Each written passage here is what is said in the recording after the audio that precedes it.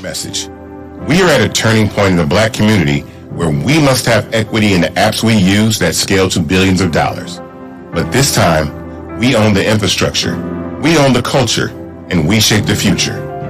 And Fanbase is the future. Fanbase combines the free functionality of Instagram, TikTok, and YouTube into an all-in-one platform built for the evolution of social media and monetization.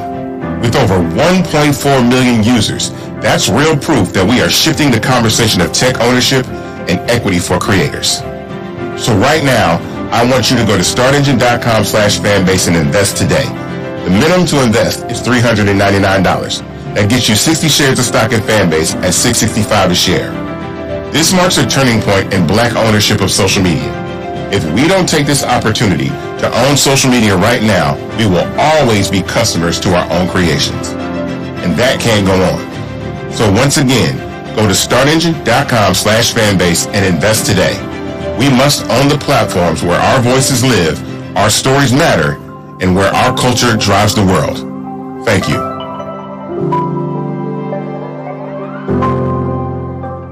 Black Star Network is no punch! A real revolutionary right now. I thank you for being the voice of Black America. All the momentum we have now, we have to keep this going. The video looks phenomenal. See, there's a difference between Black Star Network and Black-owned media and something like CNN.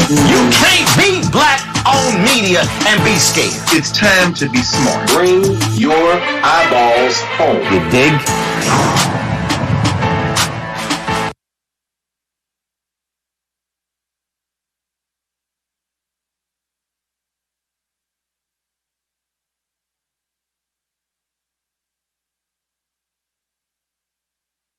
Thanks for joining us, candidates.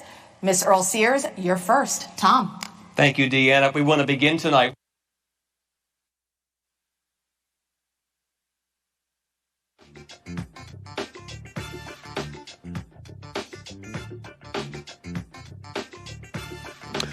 Folks, what's happening? Today is Tuesday, October 21st, 2025, coming up on Roland Martin Unfiltered, streaming live on the Black Star Network. We're live here in Fredericksburg, Virginia right now. At the Vision Community Church, special edition of the show. Of course, Our Vote, Our Voices, partnering with the Legislative Black Caucus here in Virginia. Lots to talk about. Of course, we got election coming up.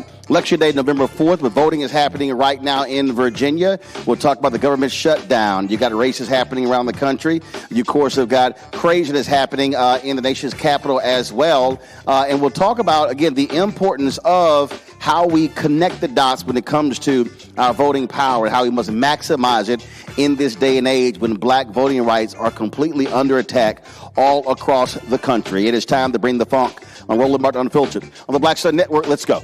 He's got it. Whatever the miss, he's on it. Whatever it is, he's got the scoop, the fact, the find.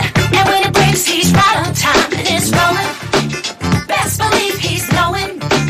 Putting it down from sports to news to politics. With entertainment just for kicks, he's rolling. Yeah, it's a go, y'all. Yeah, it's Roland Martin, rolling with Roland now. He's funky, he's fresh, he's real, the best, you know he's Roland Martin now.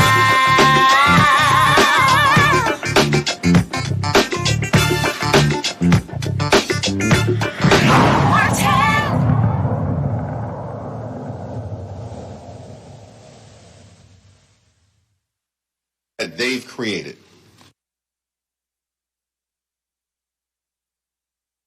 Last week, we were on the campus of Virginia State University on November 3rd. We're going to be in Virginia Beach and Suffolk as well, talking about the issues that matter in this state, but what also everyone is looking to Virginia, but also New Jersey as they sense of what's going to happen in 2026. You've got gubernatorial race, statewide races here in Virginia. You've also got a battle as who's going to control the House of Delegates. You also have the Senate. And, of course, in New Jersey, there's a governor's race there as well. And so we're looking at all of these different races taking place across the country because we're operating now in a space where in Washington, D.C., MAGA Republicans control the White House, and the Senate. And so we see the impact of those decisions when it comes to this federal government shutdown that continues. Later in the show, we're going to hear from House Democratic leader Hakeem Jeffries, who spoke earlier today at a news conference on Capitol Hill. We'll also look at, again, all the different issues that are happening, taking place. We'll hear from folks who are running for office, who want to be elected, who want to be reelected, and getting folks to understand that our vote absolutely is critically important. Because when we see what's happening right now in this country, where you have Republicans in North Carolina in the Senate, where they just approved a racially gerrymandered map, getting rid of a congressional seat from Congressman Don Davis, an African American. We saw what happened in Missouri, same thing there, where the Republicans got rid of a seat of Congressman Emmanuel Cleaver in Kansas City. And also, we're looking at the possibility where if Republicans get no support from Democrats to gerrymander their seats, you might see a ballot initiative that targets that issue as well. And so, folks, there we have 90 days to get 250,000 signatures on a petition in order to put it on the ballot in 2026. So there's a whole lot that's going on. We want to talk about all those different things and why our vote and our presence absolutely matters. Let's start things off by first bringing up our beginning panel. So joining me right now to my left, Gary Flowers, host of the Gary Flowers Show. Never say I don't feel sorry for any Omegas. I allow them to speak. Philip Thompson, Esquire, President, Diverse Engagement, LOC. Michael Futrell, former Virginia State Delegate. Glad to have all three on the show. Y'all give it up.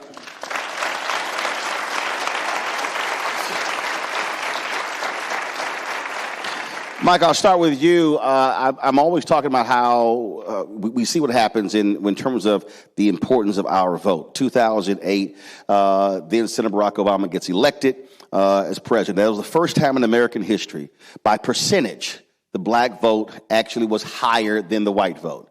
But ever since then, we've seen a decrease in black voter turnout.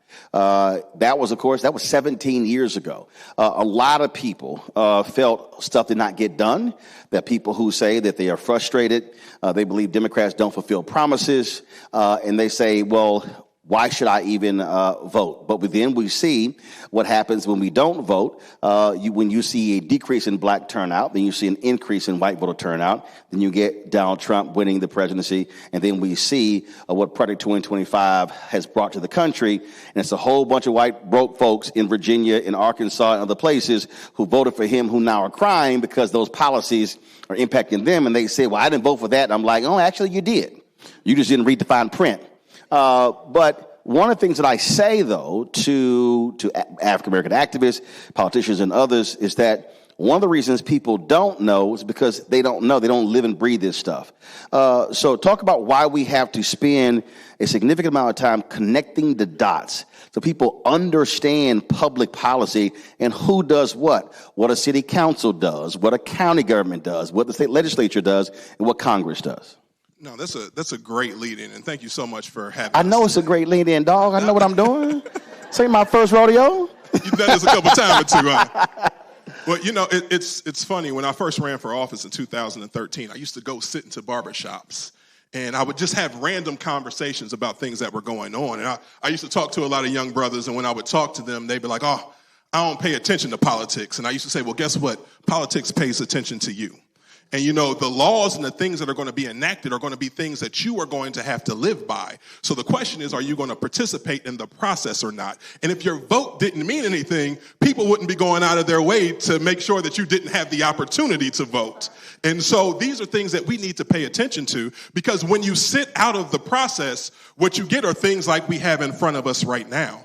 We're sitting here in the middle of a government shutdown, right? We're talking about millions of people losing health care. Right now, we've got hundreds of thousands of Virginians who right now aren't able to work. You've got hundreds of millions of dollars that are being taken out of communities because of the people that we have in office. So at some point, you either want to be part of the solution or you continue to sit back quietly and continue to be a part of the problem.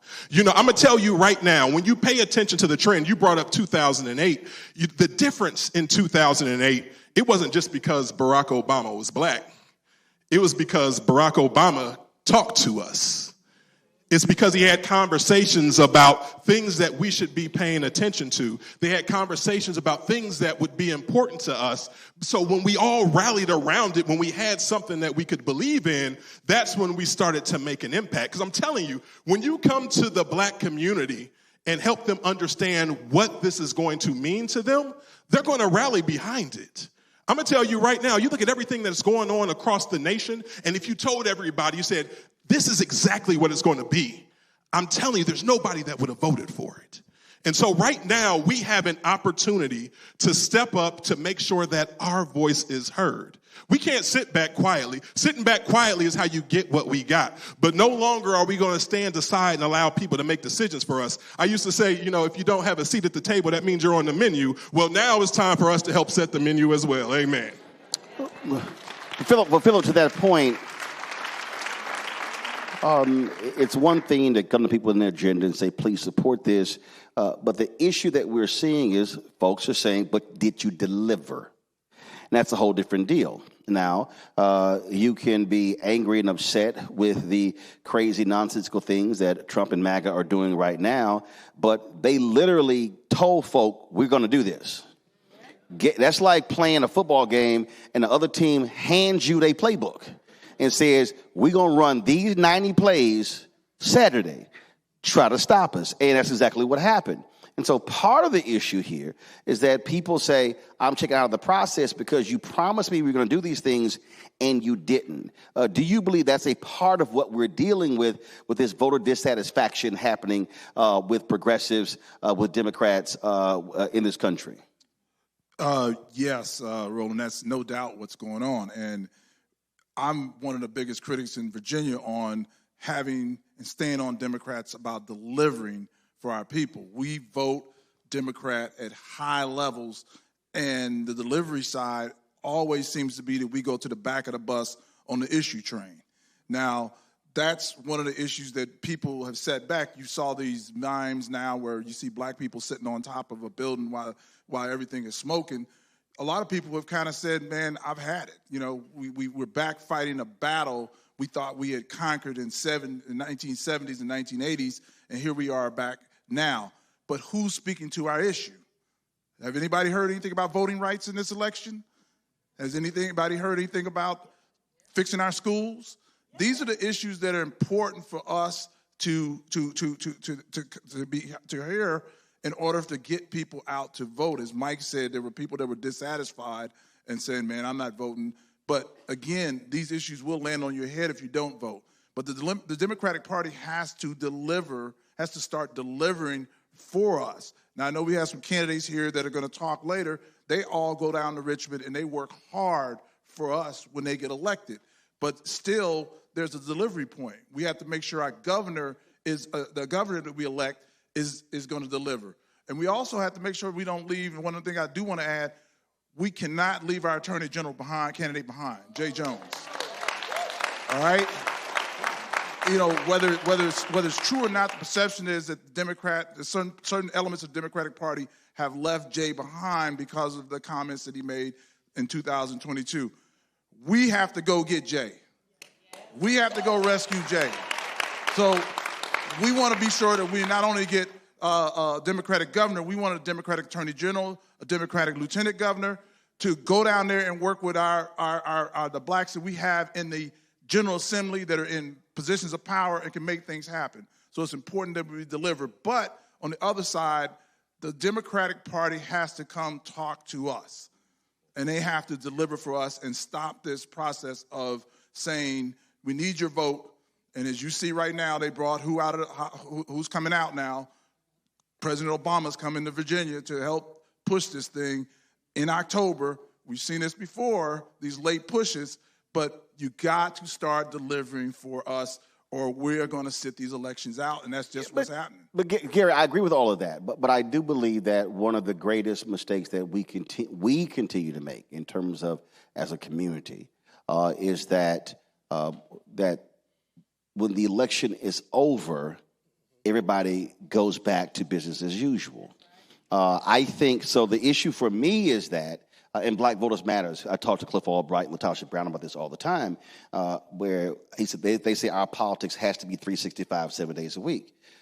In getting us to understand that what happens in Virginia, what happens in North Carolina, in Georgia, in all these states, we build these massive voter engagement, voter turnout machines. The election's on November 4th, but then on November 5th, it gets turned off. Part of the reason why I think what you just laid out happens is that we don't keep that machine going to then tell folk, okay, now that you voted, that's now passed. Now you've got to be showing up at the council meeting, the school board meeting, the county commissioners meeting, at the state legislature to put the pressure on the very folk who made promises to then deliver. That, to me, is where I believe that we are making a huge mistake. That's not happening on a consistent basis. Thank you, Brother Roland. We have a 30-year relationship, and thank you for this opportunity tonight. You hit a point, 365 all the time. There was a time, and Reverend Jesse Jackson reminded us of this in Chicago. He just turned 84 years old. There was a time that our churches taught civic education. We in a church, somebody say amen. Amen. There was a time that we taught the voter test. There was a time that we taught the idea that we can't stop. And somehow or another, our churches and our institutions think that the day after the election, we can go back to what we were doing. I submit that to do the same thing over and over again is to be insane. How many of you all are in an organization, including a church? Raise your hand. Why not within your organization? I know that I saw some fraternities and sororities here. Why not within your sorority or fraternity have subcommittees by congressional districts? Subcommittees, state district, delegate district. And all your job all year is to report back on what are the issues in that district for absolution. But that doesn't stop with fraternities and sororities. Churches need to do that. And pastors who tell you that there's a separation of church and state is untheological. Our heroes and sheroes of the Bible always challenged Pharaoh in unjust decrees. Joshua, he didn't march for exercise. Nehemiah didn't build the wall to just keep people out. Esther said, if I perish, I will perish if my people cannot come with me. And so we have to look at this thing a whole different way. But you know what? Actually, we just have to look at what our ancestors did. They had less communication, okay? They had more stress. We run around here on our phones talk about what you doing. Nothing. All right. So with that, Roland, I do think that it has to be 365.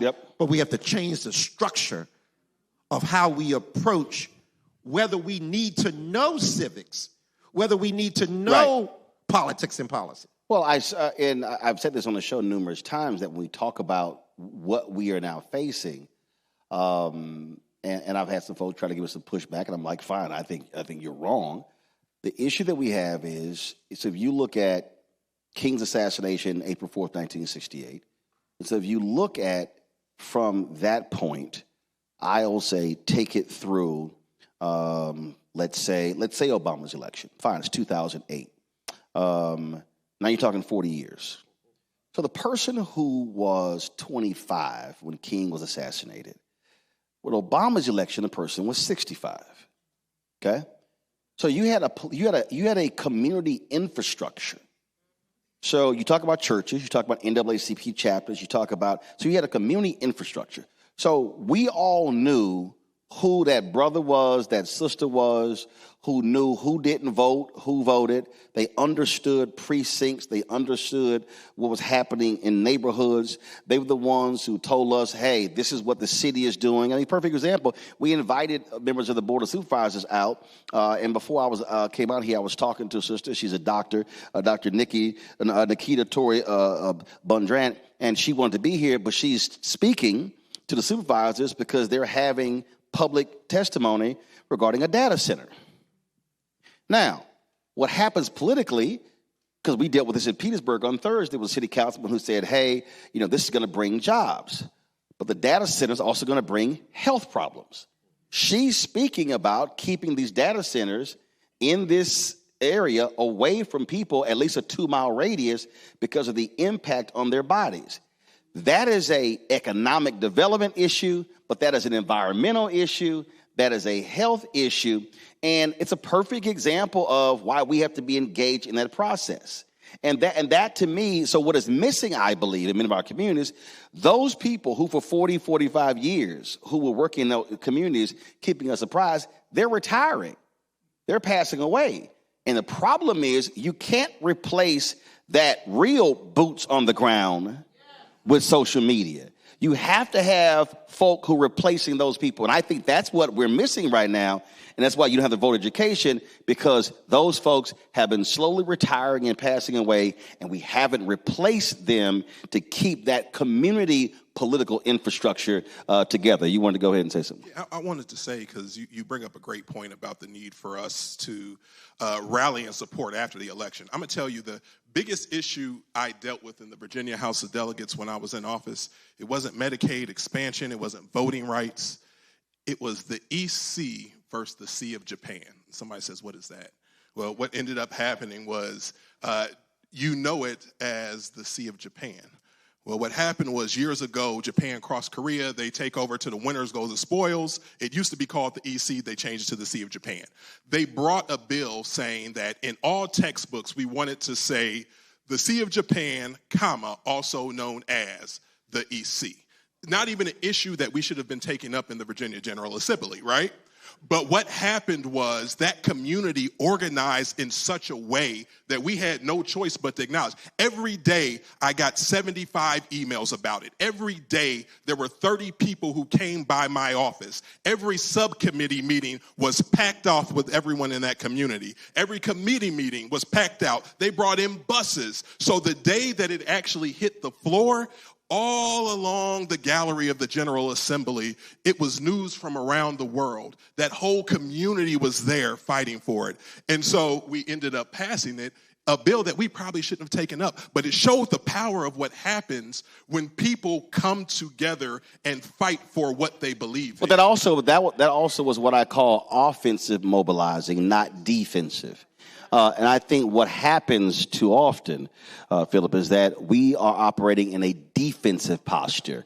We are responding to something and we're trying to stop it from happening, as opposed to saying, no. We want this, we want this, we want this, and we about to bring all the heat on everybody. And when I say that to our communities, stop going to Richmond and only talking to black state legislators. No, you need to go talk to every single one. And I'll give you an example. We did this when the Senate would not confirm Loretta Lynch. And the sisters were constantly marching. And I kept saying, where in the hell are the brothers? Like literally, I kept seeing Delta, she's Delta. I kept seeing Black Women's Roundtable. I kept seeing other sisters. And so Pastor Jamal Bryant, Jeff Johnson, myself, we put the call out, 200 brothers. We literally said, meet us on this day at the fountain. 200 brothers showed up. Nearly all of them had never even been to the U.S. Capitol. It was more cops that day than you saw on January 6th. Because they were trying to figure out where 200 black men came from. So if y'all want to see a lot of cops at the U.S. Capitol, just have 200 black men show up unannounced, you're going to see a bunch of cops. So but what happened was, and these brothers didn't understand how it worked. So when we went to the Capitol, I said, okay, who's from this state? Oh, I am. Come to the front. You walk in and ask to see your state, your U.S. senator. So we go in to see Thad Cochran. They had Cochran, Mississippi. And they said, well, he's busy. Like, well, we ain't leaving. And we packed that office. We packed the hallway. At one point, as a matter of fact, it was another group that was sitting right here. It was several women. And the sister said, we have 20 minutes with the senator. We'll give them 10 of ours. They were like, oh, you can't do that. I was like, oh, you can't do that. Okay, right. And so we wouldn't leave. And so what happened was when we finally made it clear we're not leaving, then they said, okay, we're going to give you some time with the senator. He comes in. And I had to remind him that he was only reelected because black people voted in the Republican primary so the MAGA Tea Party dude would not win. And I had to remind Cochran, you only here because of black people. I said, so we fully expect you to vote for Loretta Lynch. And if you don't, we're going to be back. And what was a trip was these brothers, they had never actually seen the process play out. And they were like, yo, when we coming back? Because they saw how it works. And so that was just a small example of what we did there. And to me, what we have to be operating on the offense and not playing defense. And that's what I constantly struggle with. We wait for something to happen and then we're responding to somebody's already done. But Roland, once again, I echo the point. Once again, Reverend Jackson taught me you can't teach what you don't know. You can't lead where you don't go. That's point one. Point two, children emulate what the adults in their village do, okay? You show me, it says, it takes a village to raise a child. Yeah, well, criminal villages raise criminal children for the most part. Uneducated villages, the same. Politically aware communities do so as well. So our adults have to learn, you talk about passing the baton, our adults have to know the Constitution. How many of you all have an annotated copy of the Constitution, the small little copy? Okay, we need more of that, okay? Secondly, once you talk about structure, then if I was politically active, because my parents were talking about political issues at the dinner table. Right. I invented an election in kindergarten because these two, Ward Oxney and Danny Wurtzel, were the boss of playground every day. And I wanted to be boss. And I said, well, when are we going to have an election? They looked at me like I was crazy. Oh, yeah. But my parents have been talking about elections. And so at 5 years old, I replicated that. So people in here, I know, just blink if you know what I'm talking about. You have to raise your hand. But most of y'all don't know the Constitution. Most of y'all don't even know what congressional district, state district, or state delegate district you're in until you pull out your wallet. Well, look, I can't tell you how many times we've gone somewhere and someone said, that's my representative. I'm like, no, what's your zip code? Right. Type it in. That is not your representative. Exactly. But again, again, so what we need to understand right now, Philip, I'm going to go to you here, that what has to happen now is, okay, we're telling folks to vote right now, but the day after the election, take a breath, rest, then go, because let's be real clear, there's a period between the election and the inauguration, between somebody being swearing in. And what happens is many of us are just, hey, we're like, it's all over. But other folk are already crafting a legislative agenda. So when the General Assembly comes, they're like, oh, no, we're not waiting. We're ready. Here's our agenda. So with that being said, what do you want to be the three dominant issues on a black agenda, regardless of who wins in any district? But let's just assume Democrats win the House, control the Senate. Let's assume they win the governor's mansion. What do you want the three top issues to be?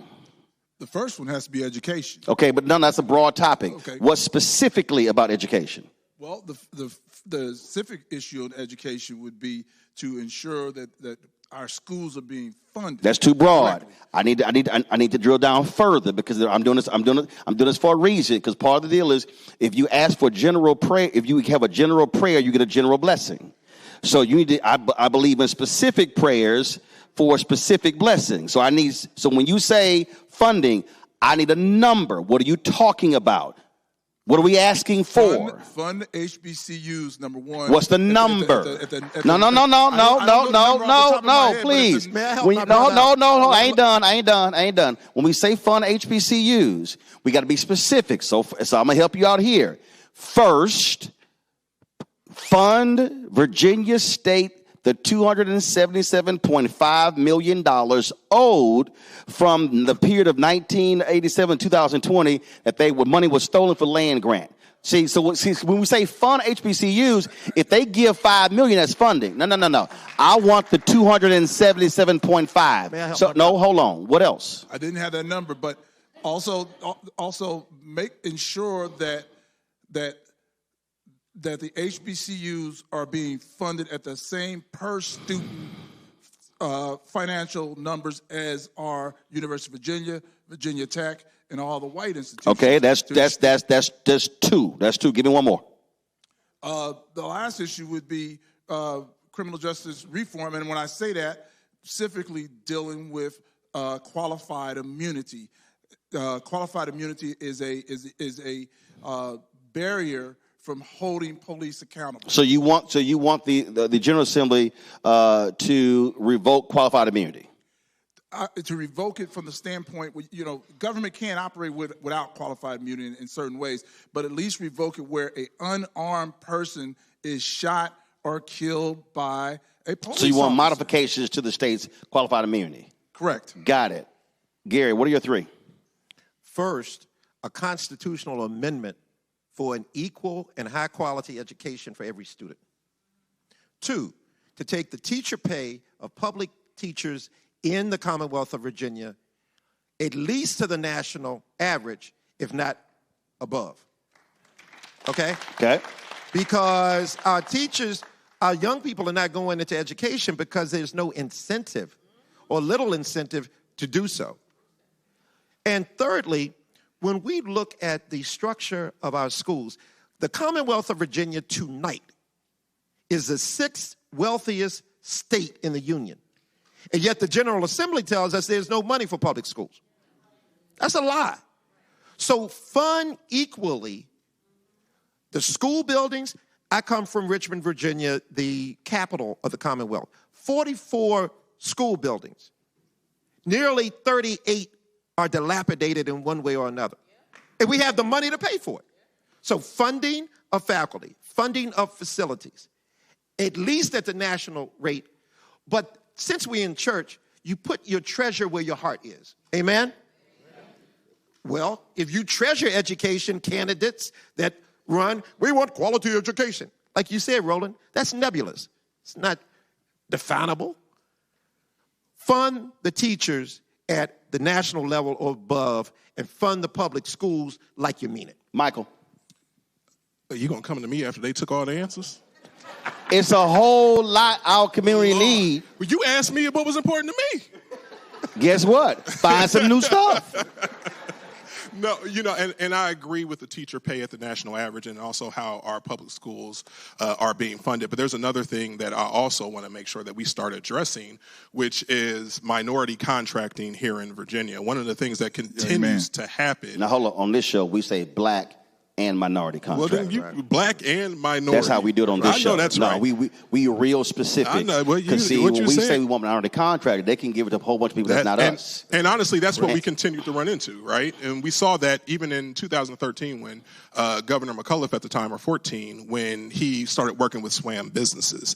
We saw a lot of those same things where what would end up happening is husband would shift the company to the wife's name and they would qualify. We set a goal that we wanted 43% of contracts to go to black and minority-owned businesses, but that's only a goal. There was no policy that was behind it that, said that we would actually be able to reach it. We also got to stop saying minority and women-owned businesses, because the reality is if you're a black woman, you're not counted in the women category, you're counting the black category. If you're a Latina, you're not counting in his women category, you're counting the Latina category. So the MWBE should be MWWBE, because the W really stands for white women. And may I add this, Roland? No. I got one other point on education. No, hold up. We ain't skipping over that. Okay, we ain't just moving on. There it is. I'm making a point here. There's been no group that has benefited from affirmative action policies and contracting policies in the United States more than white women. True. But when these programs have come under attack, white women have been silent, and it's been black folks they've been carrying the water with this. And so what has to happen is if we're going to get the language right, we got to stop saying minority and women-owned businesses and break down, well, how do you count women? And I've covered this issue on the city government, the county government, the state level, and the federal level, and that W stands for white women. 78% of the $37 billion that go to disadvantaged businesses on the federal government go to white women. 78%. So we just got to be very clear when we start talking about these contracts. Right. When we say women, and people just assume, oh, that includes a black woman. No, it does not. Go ahead with your other 2 points. But that also, Gary, hold on. That also goes into what you talked about previously when you said, how do we get these things done? Because it's not just about the election, it's what happens after the election. What happens is no one's ever challenged those things, so they continue to operate as business as usual. And so, again, what has to happen is we have to get back to organizing as we once knew the power behind, to make sure that we're not leaving the Josh Coles or the Briannas out there by themselves. We're coming in with an army behind them that is continuing to push it forward, because this is what's important to our communities. And the reason I am pushing to be very specific, because the problem is whenever we have these conversations, we are having general conversations. We're allowing people to have general phrases that sound great, not specific.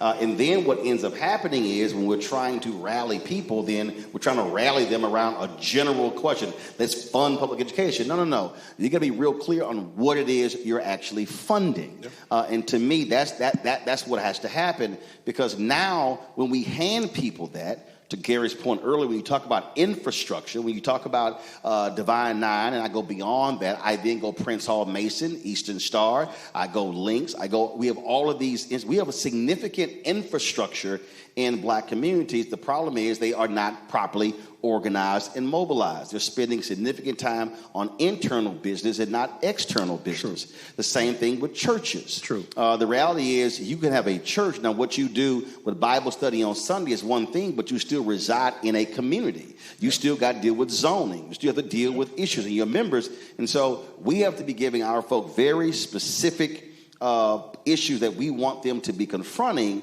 and now mobilizing around. Gary, real quick before I go to break. One specific point to add to what the brothers have already said is, and candidate Nicole Cole remembers this from her days on school board, and that is to eviscerate the property real estate tax formula that incents money to go to the wealthy side of town for public schools and disincents that money to go to the poor side where our kids are. I want to add a point on the organization side. I'm in Richmond since this election's about Richmond, and the delegates here know if we pack the room like this on any issue, things are going to happen. We've done it. The last 4 years I've worked on marijuana legislation. The first bill was going to go through with hardly no minority set-asides. Now, we all know who has paid the price for marijuana in this country, in this state. African Americans at a high level. And we packed the room and the bills got changed. It's that important. The fraternities and sororities come down there with NAACP and they'll have their day. And everybody shows up in their colors. It can't be days. And walk around a happy day. It has to be days. You need to have happy days. You need to start coming down there in shifts and showing up for the bills. You need to call the delegates and say, hey, we can bring 20 or 30 people. Is there something we can come to that hearing room and help you push? We got to get organized. But we also have to use data collection. What I mean by this is, and the folks have to register for this tonight, okay? But what often happens is we have rallies, we have protests, we have things along those lines, but very rarely are folks collecting data. I remember you talking about Reverend Jackson. Reverend Jackson got real mad at me when I was at my radio show in WVON in Chicago, and they were having a protest, and I was like, Reverend, what's data collection? They had no data collection. And I was like, well, y'all just gathering for an event. I said, that's not true. Gary, Garrett, don't even go there. This is national TV. Garrett. We had data collection. I have the audio of the interview. Now, you do not want to go there with me. I have receipts. I was the field director. Guess what? I'm trying to tell you. And that's what Reverend was hot. I told him to get over it. But that's my and I'm telling you, one of the reasons why Bishop William Barber and Repairs of the Breach have been successful is they don't do any event without collecting data. They know who is showing up. They have names and emails and addresses and phone numbers. And so that's the other thing, because if 1,000 people show up and you have the data, now when it's time for the city council meeting or the subcommittee, you can now send the e-blast out or the text blast to say, hey, I need 100 people to show up. But that's why the data is important. Reverend Barber got it from Reverend Jackson. No, hold up. I understand that. But my point is, Gary, you could defend all day, but on that particular march, wasn't no data. I was there. So the point I'm making is we can't have data every now and then. You got to have data collection at every single time we gather, so you know who's in the room and now how to move people when it's time to act. You know, I just came back from Memphis at the National Civil Rights Museum, and you know everybody knows Lorraine Hotel was a motel where Dr. King was assassinated. The first exhibit you come to is Bayard Rustin. Yep. And it's all about organization. And then as you go through that museum, you see the civil rights movement was not happenstance. People were planning. They were picking towns. They were gathering people. Even the bus boycott became an organized event where people were signing up to drive people and all these things. We've lost that. For some reason, we've lost that ability to organize. Again, all we come out for is the negative. We never go for the positive and how we get our people moving and how we move forward. I ask all of you, go to the National Civil Rights Museum and look at those exhibits, and you will see organized people that actually accomplish something, have specific missions. And these are the things that Roland's been talking about. And it's old school. I mean, bottom line is you can have social media, you can have phones, and everything, but you have to take old school and put it with new school. It goes together. I'm going to go to a quick break. When we come back, we're going to chat with some of the candidates who are running for office. Lots of the stuff we're going to cover as well. You're watching Roland Martin Unfiltered on the Black Star Network, our special town hall. Our vote, our voice is right here in Fredericksburg, Virginia. We'll be right back.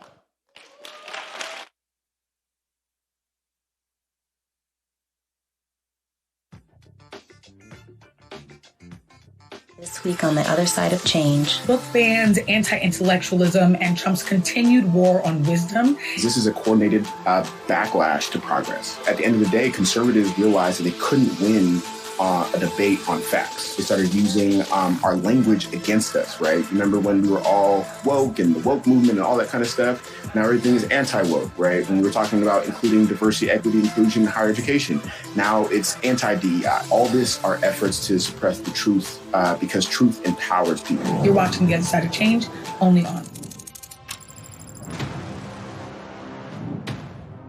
Afrotech. It's a lot of beauty, a lot of brilliance, a lot of intellect, a lot of innovation. Companies that are most diverse are more profitable.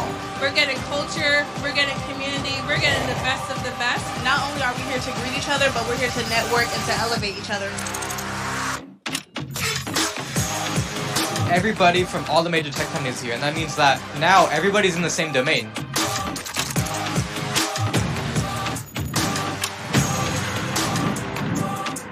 This is the premier event every year. This is really where we could take off. You can go fast by yourself, but we go farther together. This is where you're supposed to be.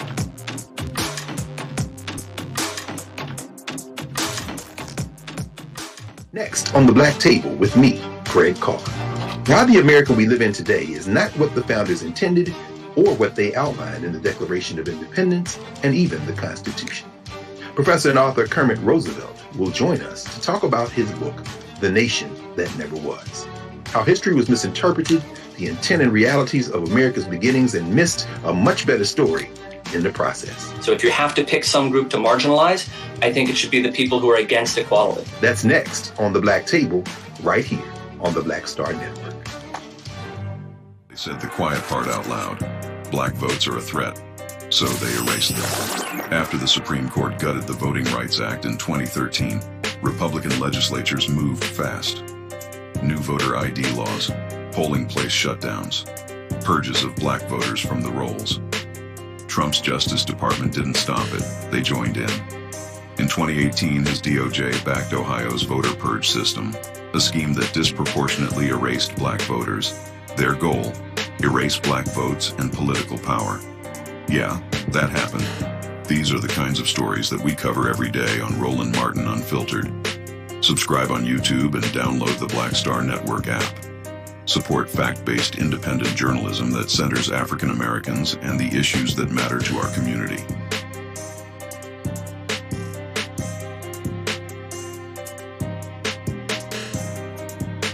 Hey, I'm Tasha Cobbs, and you are watching Roland Martin Unfiltered. But I need a little filter. I need something. Blow me out. Make me look 35.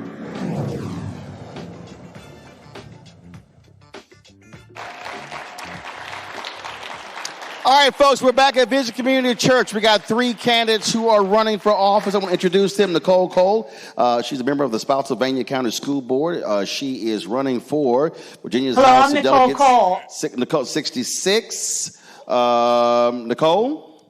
Yes, sir. What's it's happening? Great to be here. Hello there. All good. That's all right then. Joshua Cole. He, of course, second-term delegate. And he, of course, represents the city of Fredericksburg and parts of Stafford and Spotsylvania counties. Give it up for Joshua.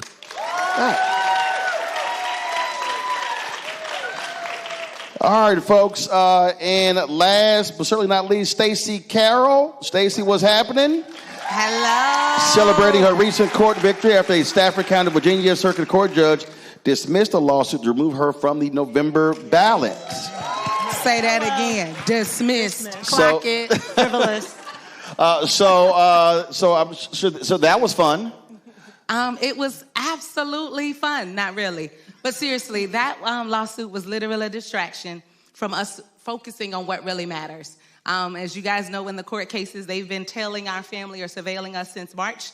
Filed the lawsuit this past August, went before the judge, presented the facts, and they dismissed the case without question. We have to ensure that we don't disenfranchise voters. By the time the case was brought to us, ballots had already been printed and certain people had started to cast their vote. So we have to ensure, and we will continue to work, that every voter in the 64th district hears and gets the opportunity to make their voices heard this coming November. So what is your focus? My focus is education, specifically the children. In Stafford County, we have nearly 200 kids that are unhoused, specifically homeless, and Stafford County has about 45% of their students that are on free and reduced lunch. Though Stafford County is one of the wealthiest counties, specifically in the entire nation, specifically for black wealth, the average black household in Stafford County is $147,000 to our white counterparts at $135,000. There are pockets of poverty in Stafford County that we have to make sure that no child goes hungry. And when they get inside of the classroom, they can actually focus and do the work so that they can excel in education. Joshua, you get to go back. What's the goal? Thank you, Roland. I'm excited to have you back in Fredericksburg in the 65th District. Our focus this year, we absolutely have to focus on housing. Whether we have hungry kids in the schools, we also have unhoused kids in the schools. And so I introduced legislation this past session that would give first-time homebuyers $10,000 in their first-time payment for their homes. We also introduced legislation to protect renters. We are finding out now in the Fredericksburg region, you are going to go find a home. The landlord is charging you first month rent and a security deposit, which is reasonable, but now they're also charging you the final month rent and saying that you have to make 3 times your mortgage or your rent in order to even qualify to get into a home. Wow. So we put in legislation that said that is not going to be allowed to happen, and of course our governor vetoed that legislation, so we need a new governor so we can pass it again. Stacey, Ms. Nicole. So I am fighting for education as well, but I'm fighting for the money. We need to modernize the funding formula in Virginia so that all of the needs of our students in our schools are funded, not just the staff funding. So for the folks who don't know, what is the funding formula in the state? It's a staff-based funding formula. So based off of how many teachers are needed for the students that we have in our schools versus a needs-based student funding formula that looks at what are the needs of our students. We have about 15% across Virginia in our public schools of students who have special education needs. Those needs are more costly than general education needs. And so the same dollar is not going to educate that child as the dollar that's spent on a child getting a general academic education. And so Virginia is behind in the national average of funding our schools. And so we need to move to a better formula to make sure that we have enough staff to educate our kids regardless of their needs, their educational needs, regardless of their background or economic status. And so that's what I want to make sure that we pass, which is something that the Democratic House supported, House of Delegates supported in Virginia, but again, the governor, being Republican, did not support that level of funding. So I am looking forward to being there and pushing it again with a supportive governor that will make sure that our kids get what they need. So much of what go ahead. So much of what we're seeing right now, really, when we look at all these elections, are quality of life issues. Obviously, healthcare is a tremendous issue, education as well. But to your point, the housing issue, right now, this is the largest gap we've had in terms of the number of available houses, and folk can't afford it. Also, I was just seeing the story before I even came in here. The average age of a new buyer went from 48 to 56. And so what that says is, and historically you had folks when they entered their 30s and 40s, that's when they became homeowners. But it's become so expensive, they can't become homeowners. And so what more can the state do to impact this here? Because you got, to your point, landlords, you've got developers, you've got all of these folks who want tax incentives to build so-called affordable housing that's really not affordable. I think one of the major things that we're looking at right now is a lot of red tape on the local level. You have developers who want to come in, and you'll have conversations, and they say, we want to build affordable housing, but by the time they put in the paperwork and it's approved, the cost has already gone up. But also, you got to define what affordable means, because I cover city government, and the reality is, I saw this firsthand. A lot of developers want to come in, they want to build these so-called mixed-use communities that have all of these shops and restaurants, and they really are appealing to only high-income people. And I literally had to deal with city council members who were all excited about it. I'm like, no, but look at that number. What's the salary range they're trying to target? In a lot of cases, it wasn't folk who looked like us. Absolutely. We see in downtown Fredericksburg, Fredericksburg has my heart, right? But you have these condominiums that pop up. You have these townhouses that pop up, which are over $1 million even to get into it. A townhome that's $1 million. We have been discussing legislation for the past 2 years, a piece of legislation called the Yes in God's Backyard, which would allow churches and certain nonprofit organizations to bypass the rezoning aspect in order to build affordable housing or senior housing on their properties. You have large churches who may have large parking lots that are not being fully utilized. They could put affordable housing on those parking lots. Or you have churches who have land. They would love to utilize that land, but they can't because every time they go to the county, it's taken 1 year, 2 years to get approval, and the cost has gone up. So if we're able to give that ability to get rid of some of that red tape, bypass that rezoning aspect in conjunction with what the counties have already approved for, we can get more affordable units. And when I say affordable, I'm not just talking about public housing, but we're talking about workforce housing. If you live in an area, if you work in an area, you should also be able to afford to live in the area. And the reason that housing is so expensive here in Fredericksburg area is because a lot of people work in Washington, D.C. And so people have been moving down here for the past 30, 40 years. People have been moving into the Fredericksburg area, which has caused housing to go up. And now people are being priced out of Fredericksburg and they're going down to Caroline. That's what's going to make it easier for her to win this November, right? So people are going down into Caroline and going down to Louisa, and people are being further away from their jobs when we need affordable units where people work. Go ahead. No, so I was going to say, when you say, okay, what's affordable? When I was knocking the door, I had a young lady who is in nursing school at Germanna Community College, living in what's supposed to be an affordable apartment complex in Spotsylvania, and she was paying for a 2-bedroom, 1-bathroom, $2,300. Now, Two bed, one bath? 2-bedroom. Girl, you gonna make me cuss in church. $2,300. Now, I'm a financial advisor, and so I see firsthand where the incomes of our public servants, our young adults, when I say public servants, our teachers, our deputies, when affordable would be 30% or less of their income, of the average income of a public servant in our community. That way, we could make it affordable. And I have a teacher who called me and said, you know, I'm not going to be able to stay employed in Spotsylvania County Public Schools. I'm going to have to go to Stafford and work because my landlord is increasing, we just got a letter, and increasing my rent by $300 a month.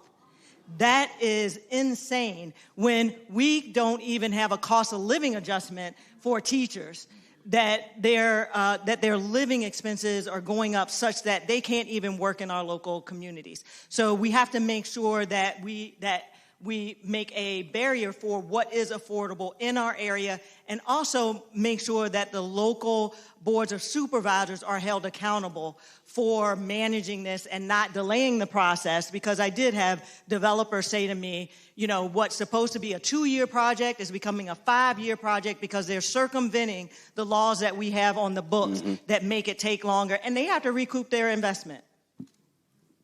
So for the affordable housing, I'll go a little deeper, and I'll say specifically policy, because I know it's not just a policy. How many of y'all are familiar with the Real Page lawsuit? It was a lawsuit filed by the Biden administration that talked a little bit about the price gouging that was happening from realtors, specifically apartment complexes, and how they were astronomically increasing the price for rent for renters in the entire nation. The Biden administration took them on. We need an attorney general here in the state that's going to make sure that that doesn't happen to Virginia residents, because that's where it starts. That's where it starts. I want to make $1 too. I want to profit. But we have to be mindful about how we profit, right? And we saw from, let's just say, 2020 to now, we've seen as a renter, we've seen prices go up from 1 month to some 300. I've seen some as much as 700, right? So that's where it starts, right? Then it also includes us collaborating with our local partners to ensure that, again, the first years of my life, I lived in apartment complexes. That's where we start out, right? We create or provide, again, finance major, supply and demand. We have to increase the supply to make sure without question people actually can afford and have a place to go. Though I love visiting Caroline County, if I am a young individual that's traveling to and from Washington, D.C., because that's where the job is, then becomes my quality of life and my stressors and other factors that inhibit my ability to just be nice sometimes. If that makes sense, right? If I work an 8-hour shift, I got to go into the office every day. I'm traveling on the highway at least 3 hours of that day. Where's my opportunity to entertain my children, take them to and fro, or even go to grocery store or cook a well-balanced meal at night, right? So I think there are a lot of other things that we can tackle to make sure that from an affordability perspective, we address it so that the whole quality of life of a person or resident of Stafford County, or specifically here in this region, is positively affected. Role that you see the state playing when it comes to health care. We obviously are seeing the battle on the federal government when it comes to Affordable Care Act subsidies. A lot of people are freaking out because they're seeing with those subsidies go away, it's going to be some explosive health care rates that happens. They don't have that Affordable Care Act. That's going to now put stress on the county health system, and now we're back to seeing the problems that we saw pre-ACA. I was privileged in January. The speaker put together a special emergency committee to deal with the impacts of the federal government in the Commonwealth of Virginia, and I was blessed to be a part of that committee.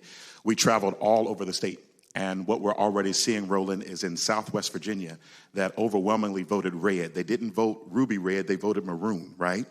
There have already been 3 clinics that have closed in Southside Virginia, with a target of 6 hospitals that are slated to be shut down as well in rural parts of the state. And so as a part of that committee, we are trying to determine what are we going to do to save our budget when the impacts of the federal government hit the Commonwealth of Virginia. We know many of you in the room right now are currently furloughed. How many of you ever heard of the state Virginia or state employees being furloughed? You don't, because we're required by our state constitution to produce a balanced budget every 2 years. So when we lose the money from the federal government, regardless of what happens, we're the ones, whoever is our next governor and whoever is in the General Assembly come January, their work is cut out for them because we have to figure out how to manage all of the pitfalls that this federal government is taking money back, how we have to manage that budget, and how we have to support folks on Medicaid. We did the Medicaid expansion in 2018. Now there's over 500,000 people in the Commonwealth of Virginia who are on Medicaid who are poised to lose their insurance, regardless of what Nappy has said, that they're not going to lose their insurance. But we have to make sure that these people are keeping their insurance. And that's a responsibility that we as a state government have to do. And even on the Medicaid, people don't understand that a number with, especially with expanded Medicaid, a number of our children are on Medicaid. And that will create a burden for our schools where there's an expectation that our schools are providing the services that these kids need, whether they're getting fed, whether they are getting their medication at school, whether they're getting their speech services, whether they're getting mental health services. All of that burden is put on our public schools, and then again, we're not getting the funding that we need. So that gap for Medicaid for our kids is going to come back on our schools as well. And so, there has to be an answer, and it's not going to be an easy one. We're going to have to be real creative when we get in office. I would say beyond creative. Girl, turn your phone off. She's watching the show on her phone. We are live. It's okay. Hey, girl, hey, we see you. I would say being creative. I hear everything. Go ahead. I would say being creative is an understatement. We have to be creative and strategic.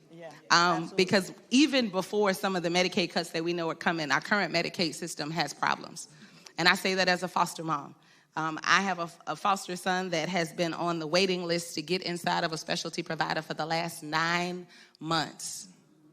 God forbid something happens, we're still waiting to be able to get an appointment and schedule. The appointment just got scheduled for the first week in December, right? So even before the specific cuts that my future colleague was just talking about, we have to be mindful that we have to be strategic. Stacey, what's the definition of being strategic? We know, specifically speaking, that a nurse anesthetist goes through an extensive training from a master's level program to be able to understand how to administer drugs or medicine to those that are currently in surgery. Right now, there's legislation that we could craft to make it easier to have nurse anesthetists stand in the gap in some of the rural hospitals to be able to perform the necessary procedures. Currently, right now, it's required that a medical doctor, someone with an MD, be present to sign off, even if they don't have the credentials to be able to understand, right? So from a legislative perspective, there are things that we can do that make it easier for people that have the credentials and have the training to be able to do their job. Right. We've done it, specifically speaking, the General Assembly did it as it relates to my profession as a CPA, made it easier for young candidates such as myself to come out and become licensed. I think we should do so specifically as it relates to healthcare, making healthcare access easier, specifically for those people that may not want to live in the rural areas, but incentivize those that do and provide it easier for them to be able to support the patients in that area. All right, that's a good one there. All right. When you've been going door to door, what are the folks been saying to you that they want? What's the most common thing you're hearing? Well, there's a sore spot in Spotsylvania and Caroline County, but especially in Spotsylvania in education, because we had an extremist board my first 2 years on the board, and they did a lot of things to damage the quality of education that we are trying to deliver in Spotsylvania. You had one of the Moms for Liberty board? Yes, absolutely. We had the Burn Books board member on my board, okay, who was the chair of the board. And Burn the books, who couldn't read the book. Burn the books. Go ahead. And they hired a unqualified superintendent who actually did ban 37 books from our school system. The only thing that reversed that was working in the background to identify candidates to run for office in 2023 who were pro-public school candidates and supporting them to win their races so that we could flip the board back to something that was actually, to a board who was actually going to work in the best interests of our kids. So we have to make sure that, so at the doors, because our community remembers that. They remember the pain of that. They remember me being the fighter to make sure that I was holding those elected officials who had the majority accountable, and worked and started a pact to be able to flip the board so that we could then unban the books. It took, even though we had people coming out complaining about the books being banned, it took flipping the board to have the power to unban the books. So when you have an extremist majority like we have now in the federal government, we have to, as people, come out, yes, and protest. But in Virginia, we have the opportunity this year to vote for people like me, again, Josh Cole and Stacey Carroll, in order to flip these seats so that we can make decisions that will be good for the people in our community. And again, the point there is you can't just complain about what they are doing and what needs to happen. The way to impact that, you actually have to use the power of the vote to take them out. When you go door to door, what are the folks telling you? Absolutely hearing about housing, the cost of housing, but also, as I've been knocking on doors for the past 2 or 3 weeks or so, I've been encountering federal workers who are either furloughed or who were ripped from their positions or living in uncertainty if they're going to work today, will they have a job come tomorrow?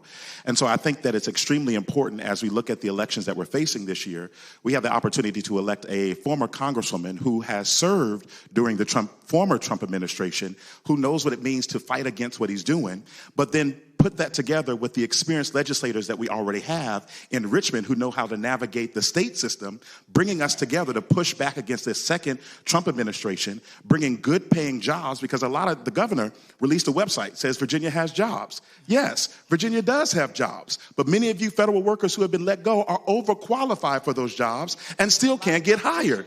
And so we need someone who's going to bring jobs to the Commonwealth, who are going to be able to say, you may have lost your job as a federal worker.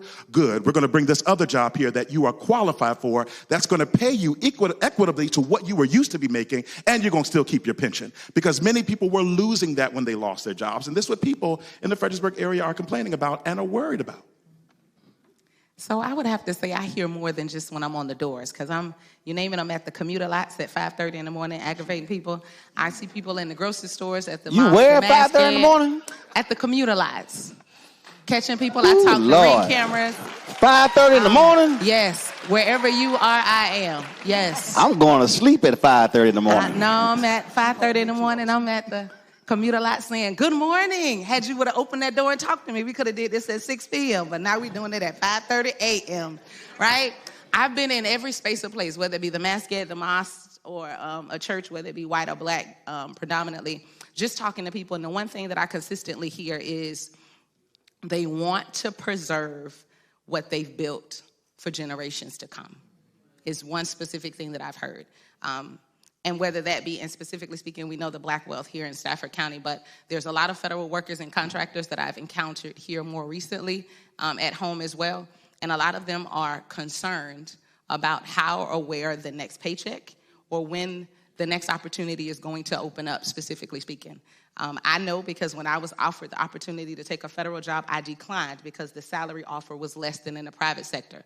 So I know firsthand that a lot of federal workers took a job decrease for the stability that the federal government offers. So when I hear people, I talk about how they talk to me about how they're changing their current plans, whether it be for vacation or Christmas, they're changing some of their thoughts of where they would go, or they even send their kids to college, on how specifically, without just this federal shutdown, just in general for the next 3 years and 2.5 months, how they will adjust their lives to adjust to this current unstable administration.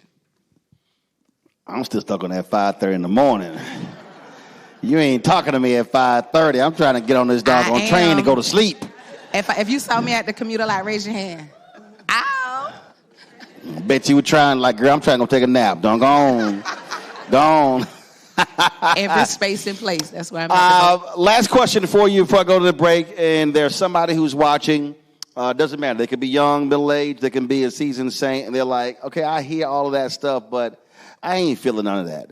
What do you say to them? So you rocking your little team. So you got jerseys and everything. Yeah, she got Team Nicole 66. I bet you got jerseys and all kinds of. Yeah, I got you. Okay. All right, we got your own cheerleading squad, huh? Okay. All right, so what would you say to that person who says, man, this voting stuff, I just don't feel it, I don't see it, I don't think it matters to me? What do you tell them? Yeah, and unfortunately, I have seen that this past week on the doors too many times with African Americans. And, one door knocked, gentleman said, I'm not political.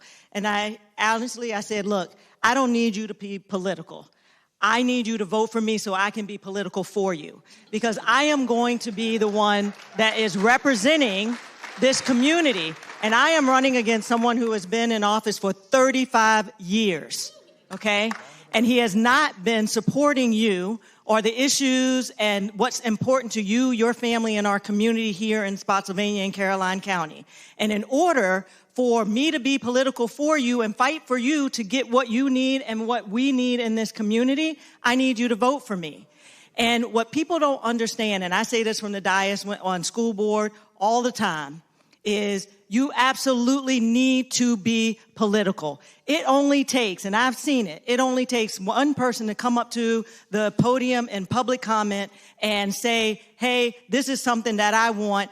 And we can, as elected officials, be like, okay, Dr. Mitchell, can you get your staff to work on this and bring it back to us as a policy, and then we vote on it. That's it. But when you don't show up, because I have complained over the years that we aren't showing up in school board meetings, and I beg, my sorority sisters know, I beg you to come to school board meetings to let us know what you need and what we need in this community. What sorority is that? Alpha Kappa Alpha. Y'all better wake up.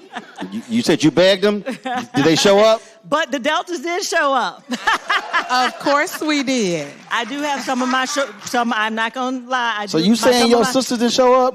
Cut them deep. My sisters show up in different ways. No, see, that's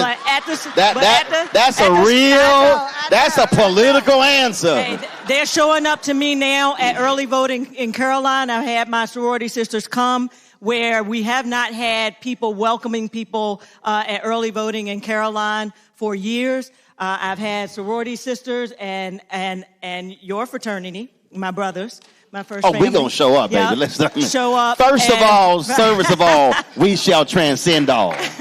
Let's be real clear, right. Gary. To show up, to show up and greet people at the polls when they go to vote, because as you said earlier in the earlier panel, people still don't know what district that they're in. People don't know who's on the ballot. And when we have someone there to greet them and say, hey, Nicole, what district are you in? You don't know. Let me help you. If you're in District 66, Nicole Cole is on your ballot and she's going to fight for you, and I need you to vote for her. And they're coming out and they're saying, we voted Cole. So I don't even remember. What was the question? You answered it. You answered. I got you. Well, first of all, but also I think what we have to explain to people, because again, when you don't know, you don't know. You got to advocate for yourself. We got to explain to people get them to understand that there's no facet of their life that government does not play a role. Right. And so the notion that I'm not political, that's fine, but trust me, government impacts your life. Right. What do you say to that person? What I think we've all been looking for is people with power to get some sense, and people with sense to get some power. Congresswoman Ayanna Pressley, I love the quote. She said, the people who are closest to pain should be the closest to the power.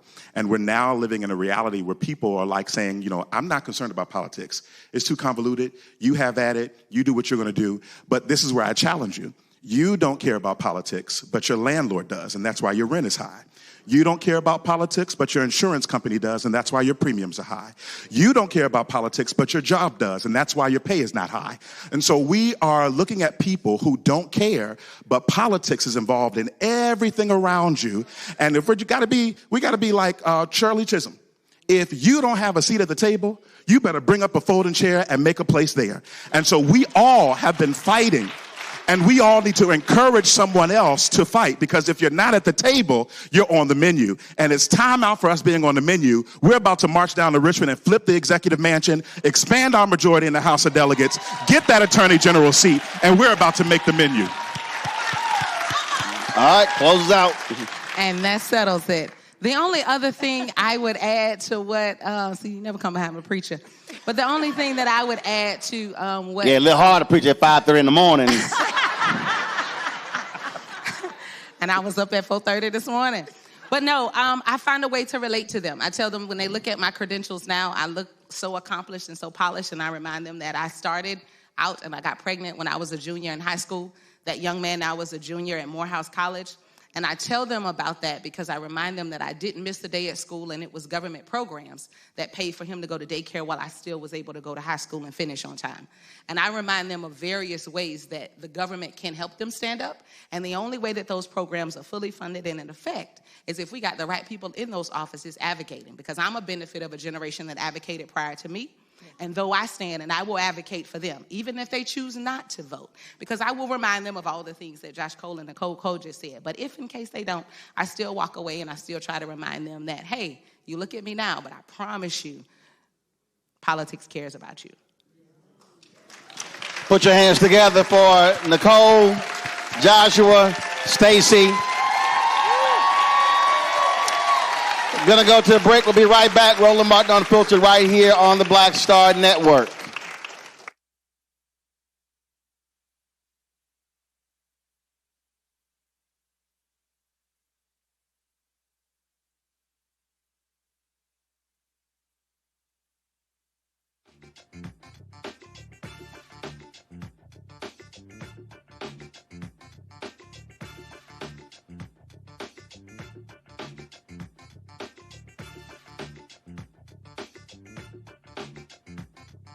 Next on the Black Table with me, Craig Carr. Why the America we live in today is not what the founders intended or what they outlined in the Declaration of Independence and even the Constitution. Professor and author Kermit Roosevelt will join us to talk about his book, The Nation That Never Was. How history was misinterpreted, the intent and realities of America's beginnings, and missed a much better story in the process. So if you have to pick some group to marginalize, I think it should be the people who are against equality. That's next on the Black Table, right here on the Black Star Network.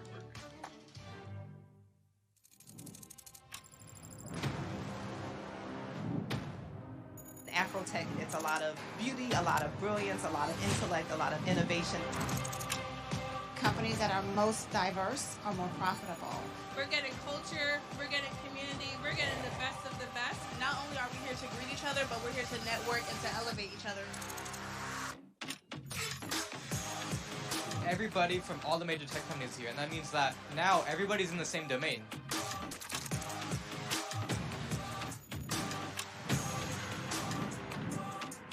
This is the premier event every year. I need my microphone up. All right, folks, we're coming back from break. Fast by yourself, but we go farther together. This is where you're supposed to be.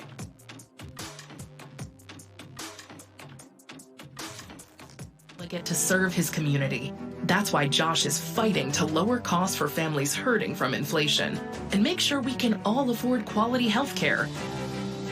But Sean Steinway has embraced his MAGA backers who support Trump's mass firing of federal workers and the MAGA plan to ban abortion with no exceptions.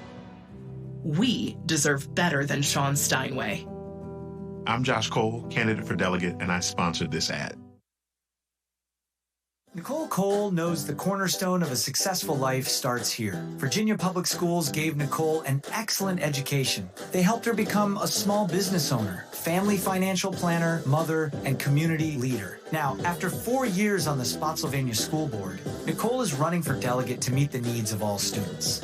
As our delegate, Nicole will fully fund our schools, raise teacher salaries, and help graduating students stay in our communities. Nicole Cole for delegate. For us, for our future. In the military, I gave orders, and they went a lot further than they do around here.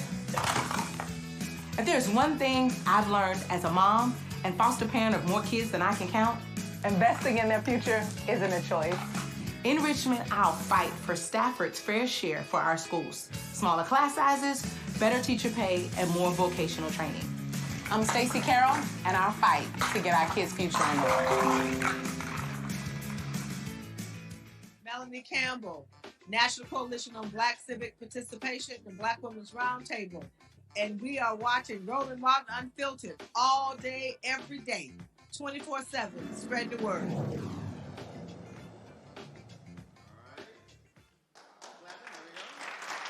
House Republicans remain. All right, folks, we're back. Community Church. Let me shout out before we chat with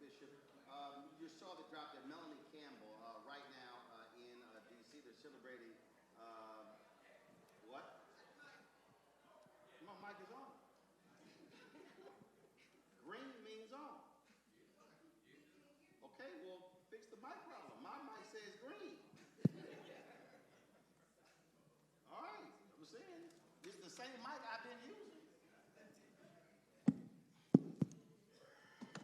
Don't turn off the one I've been using. That's the last mic y'all should be turning off. All right. Before we came back from break, you saw Melanie Campbell. Of course, she leads the National Coalition of Black Civic Participation. As we speak right now, I couldn't attend her event. They're celebrating her 30 years in activism. And so she's been doing a phenomenal job with the coalition, also the co-convener of the Black Women's Roundtable. And so Melanie's been one of the folks on the front lines all across this country, really galvanizing, organizing folks, young people, men, women as well. Again, one of our unsung heroes when we talk about voting in this country, when we talk about public policy. It's a lot of bigger names that get the attention, but again, Melanie has been doing a phenomenal job. So I hate I could not be at her event tonight in Washington, D.C., celebrating her 30 years leading the National Coalition. But y'all give it up for Melanie Campbell, the National Coalition on Black Civic Participation. Folks, we're here at the church here. Bishop Ron Wills joins us right now. Bishop, how you doing? Good, and yourself, Roland. Thank you. So let's talk about the first panel we talked about, again, the role that the church can play. And we also are dealing now with a completely different, if you will, position that we're in.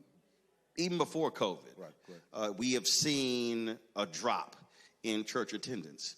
The role that the church plays is not the same that it did 10, 20, 30 years ago. Right. And so what role do you see the church playing? We're seeing white conservative evangelicals now get the IRS to change the rules where they can now endorse candidates and talk politics from the pulpit, whereas before you could not. And so what role do you see the church, specifically black churches, playing in the political world today? One of the things, that's a great question. One of the things that I'm discovering, there's been a shift with the young people, trying to reach them where they are. And so we have these conversations now that we need to get them more engaged in the church because of meeting them where they are. And while we see this trend of the Gen Zs and Xs and stuff that are coming, they're coming for different reasons.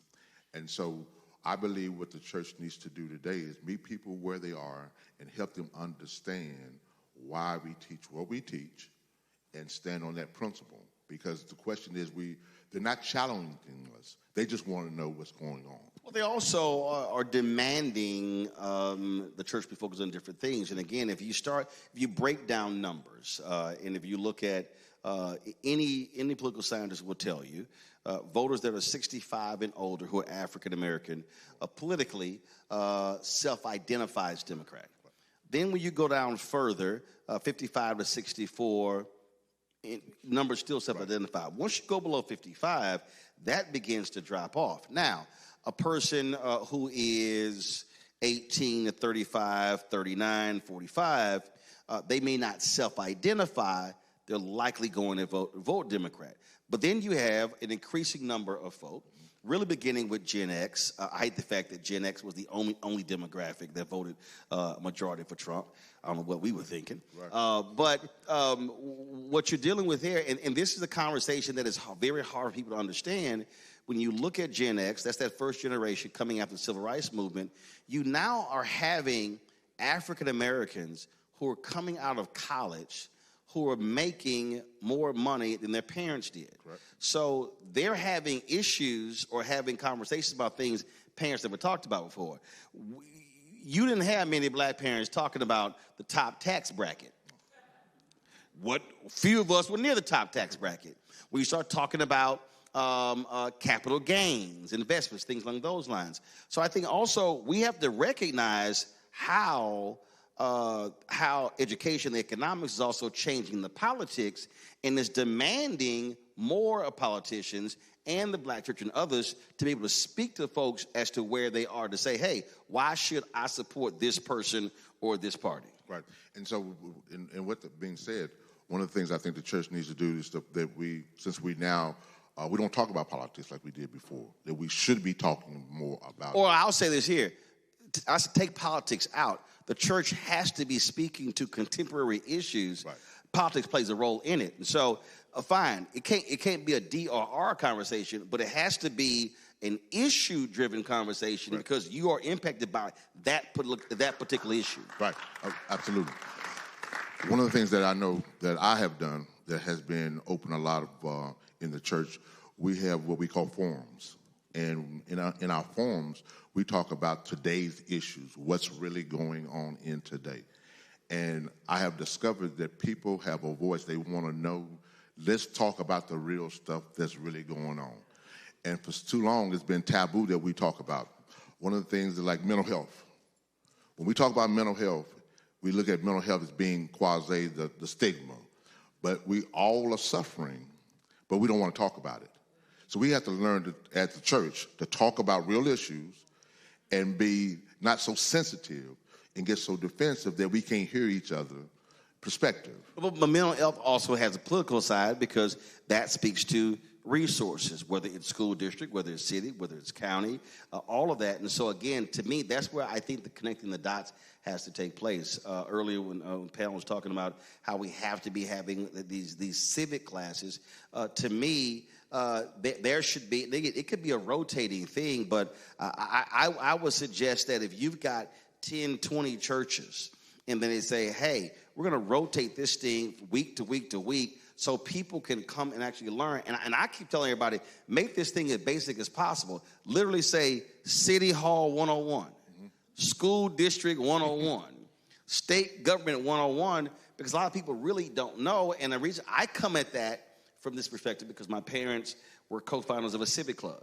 Okay. And so they had 5 kids. And so here we were, 8, 9, 10, free labor, having to pass out pamphlets and put up signs. But the reality is, so I saw politics not from a 30,000-foot level, not from a political, I literally saw it from a neighborhood, how do we get this house, abandoned house torn down? How do we get these overgrown lots cut? How do we get, so that's how I grew up watching politics. Speaking before the city council when I was in the 10th grade, challenging city council members on the closing of cutting of pool hours when I was in the 8th grade. We had a council member, we had a church bazaar, I was born and raised Catholic, and he was like, I don't know. He's like, who kid? Like, I was jamming Eugene McGowan up. And again, because it was about public policy. And so I think that's where we have to be. We literally are going to have to teach folk civics because we got a lot of folk who ain't got no clue about how any of this stuff works. Right. Also, one of the things that I believe in stuff is collaboration. We don't want to talk about the real issues.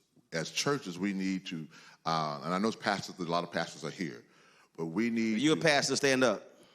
If you're a pastor, stand up. Don't be scared. There's one back there. Amen. All right, waving back there. All right, cool. Okay, go ahead. But one of the things that we need to have more collaboration and quit thinking about competition, separation. We are the church. We're supposed to be one. And so I don't care who takes the lead. I just want to be on the team and help our community and help our people. Where now it's so divisive and with that. So if we're divisive, what do you think is going to happen to the people? If they don't see us come together, what's going to happen with them? But the collaboration also, again, this is where I go back to what the data says. Like, for instance, I really hate, listen, I see alphas here, I see other folks here. I really do hate most people's voter get out the vote programs. I think most people's programs are trash. Okay. Here's why I say that. Because they're trying to be macro and not micro. All right?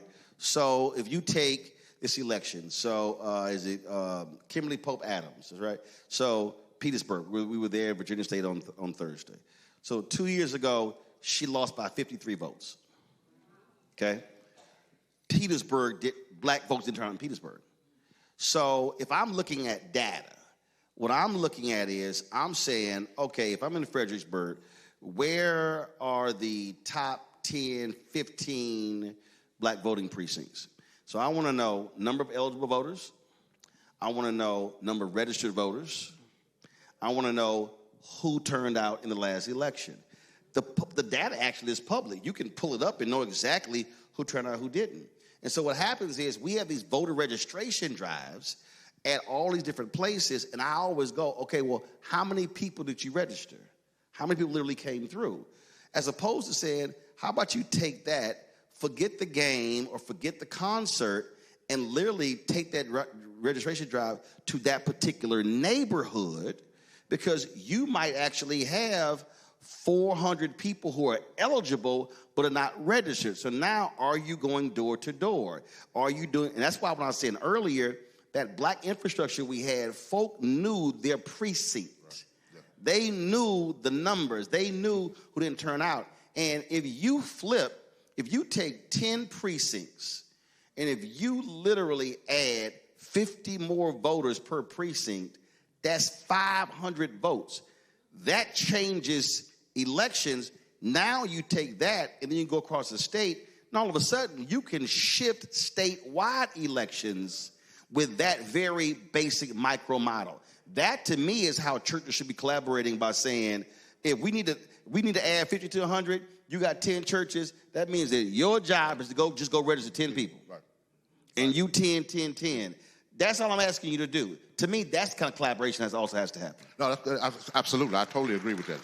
And I think that's the thing that we're missing. We don't have, like, what we, as pastors sometimes, and I'm guilty of that as well.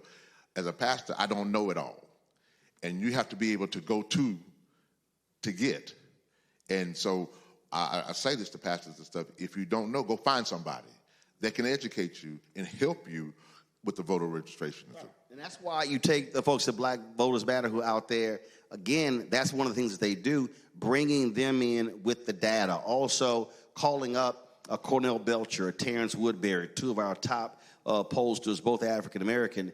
Terrence's work has been amazing because he does public opinion. Okay. And so one of the things that he does focus groups all the time. And what's interesting, I was talking to him, and this was in 2020. So based upon his focus groups, he said when people would use the phrase voter suppression, he said to a voter 18 to 35, they heard voter suppression and automatically thought 1964.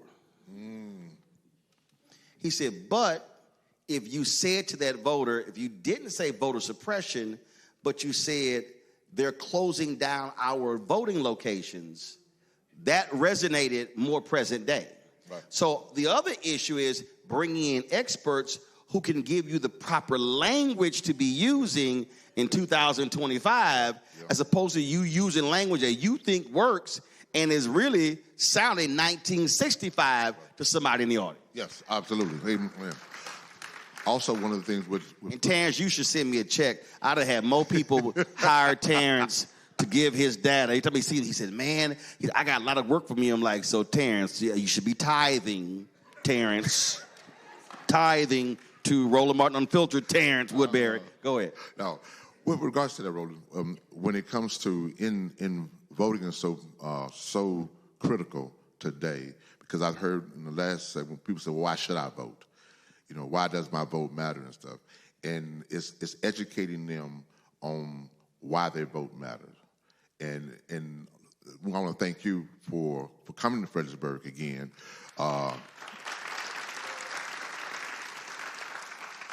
Because this is what we need. We need to have more of these within ourselves.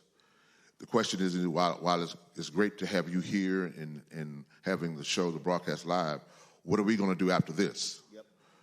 Because the election is coming around the corner. And so we heard from... Well, you got the election in November, right. But then you're going to have elections next year. And there's going to be elections after that. And one of the things that I would suggest, not just to you, to everybody else, and I was talking to Gary Chambers in Louisiana. I was talking to, a couple of other young organizers, two sisters, brilliant sisters. But I was trying to explain, and they were like, Roland, but we just organized. I said, I get that. But I was trying to explain to them why they also have to utilize live streaming. I said, because if you stream that event, I said, do understand, so you take right now. So, more than 200 people in this room right now. But there are more than 4,000 watching. Right, correct. And then what's going to happen is we're going to take clips from what different people said today. We're going to post it on Instagram, Fanbase, Spoutable, Spill, TikTok, on LinkedIn, Facebook, Twitter, all the social media. We on 11 different apps. So that all of a sudden now it's going to be 40,000, 100,000. So one of the big mistakes that I believe that churches make, fraternities make, sororities make, in many groups, that we are so fixated of who showed up in the room without realizing that there's somebody who couldn't show up tonight, but they're watching and doing what they're doing while they're watching. So when you have those sessions, let's make sure that they're recorded and streamed for the person who couldn't physically be there. To your point, I had to learn this as a pastor. What, during COVID? No. Okay. We came out of COVID, and I'm learning this now because I am accustomed and acclimated to people in the audience. Not only realizing this stuff, that when I start streaming, my numbers was going to go up. Yes. So as I start streaming. Your viewership numbers and your tithing numbers. You ain't want to say it. I said it. See, when he said my numbers went up, I knew what he was talking about. He didn't want to say it. I was like, I know what number you're talking about. But I was getting frustrated because nobody was sitting here and nobody was talking to me. I'm a black preacher. Talk to me. Hey, man, you can get somebody to have some pre-recorded amens. This is not hard. All you got to do is have somebody hit the button like, preach, pastor. Say that. I hear you. That ain't hard. But when they showed me the numbers of how many people are online and how many the numbers was outweighing triple time, and of course the giving was up as well, it changed my mindset. So we live now of a change that you don't have to be physically in the building. Now apply that to civics teaching. Right. Same thing. Same concept. Stream it as well, restream it, share it, push it out. Then what you also should be doing, you should also be collecting the data, I go back to data, of every member. Because see, here's part of the deal. If somebody over here is going, okay, bro, I hear you got 5 million, but man, I just got 238. But that 238 with that 500 and that 200 and that 100 and that 50, all of a sudden, so if you do a survey, which is also biblical, if you do a survey of the membership, you should know, okay, what is the social media footprint of my whole congregation? So what are the total followers, forget the church, the total followers of the membership on each platform? And then what you do is, you say to the membership, all right, we've already done the work for you. Here's the video. Here's the copy. Here's the caption. All you got to do is copy and paste.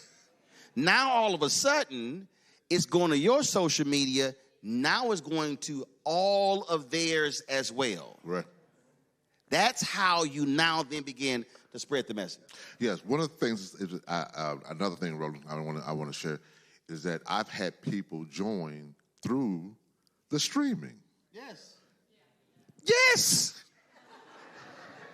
It's the same as Paul going from city to city. You just, the camera. So I was taken back when a visitor who had been watching asked could they be a member, but they was not physically located in Fredericksburg. And I was like, well, I guess so. If you've been on, if you've been watching this long, that I guess ain't you the can. answer, Bishop. That ain't it. The answer is yes. But what I'm saying is, so now when you're having those civic discussions or whatever, so remember, there's somebody, they don't have to be in Fredericksburg, but if you're explaining to them public policy, I mean, I deal with it every day. People stop me in airports and they say, man, thank you. They said, thank you. I had no idea. But you explained it to us in a way that we can understand. They say, thank you. That's all they ever say. I've had people say, I ran for office because I watched you. So what I'm saying is we have to now be thinking completely different. So if you're having those discussions within the church, got to make sure and so even if you don't live stream it, it's recorded and you can stream it later because there's somebody who is going to watch it. And here's the other thing, the beauty of streaming. You're going to be asleep at 3 o'clock in the morning. Somebody's going to be actually watching that video. You have no idea. They'll be like, I didn't know this. That's why I'm trying to get us as, if we talk about churches collaboration, how we have to be thinking differently about how we organize and mobilize using technology to reach and teach. Absolutely. And so I'd like to just bring this last point up as regards to streaming and stuff. With that, there's so many opportunities with our streaming stuff. I remember when, like you said, when COVID hit, and that's before I didn't even have a camera. Didn't even have a camera. I had to run out. Oh, trust me, preachers were calling me Marla. I did Jamal Bryan setup. It was like hundreds of Methodist preachers. They had they didn't know what to buy. They didn't know what a Cam Link card was. They had no idea. And again, and I'll say this here, COVID was devastating for the nation, for the world, for the black community.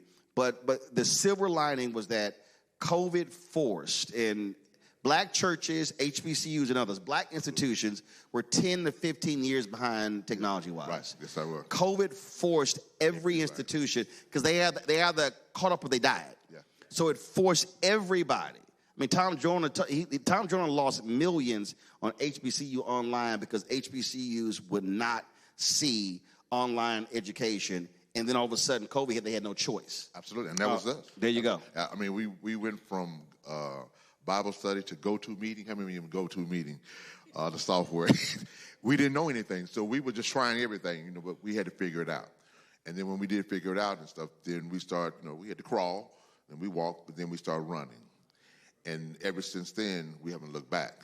And so a lot of times, the church is reluctant to move forward in technology. Right. And so when the church is reluctant, the people are reluctant, which is why if the church is embracing it and pushing it and advocating it, the folk are going to say, oh, cool, because the church is validating that, and now they're going to catch up. And that's why I'm saying if we take that exact same model and apply it to civics and apply it to what's going on.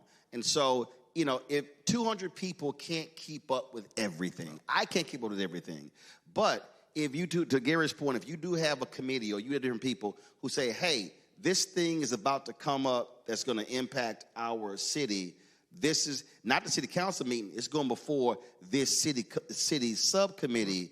Folk need to know, we need to have folks there, have someone there. And again, this is where, look, local newspapers have been crushed, so you don't have the reporting you have anymore. So imagine if you had someone who said, hey, I'm going to make sure that we're aware of what's happening at City Hall, at County.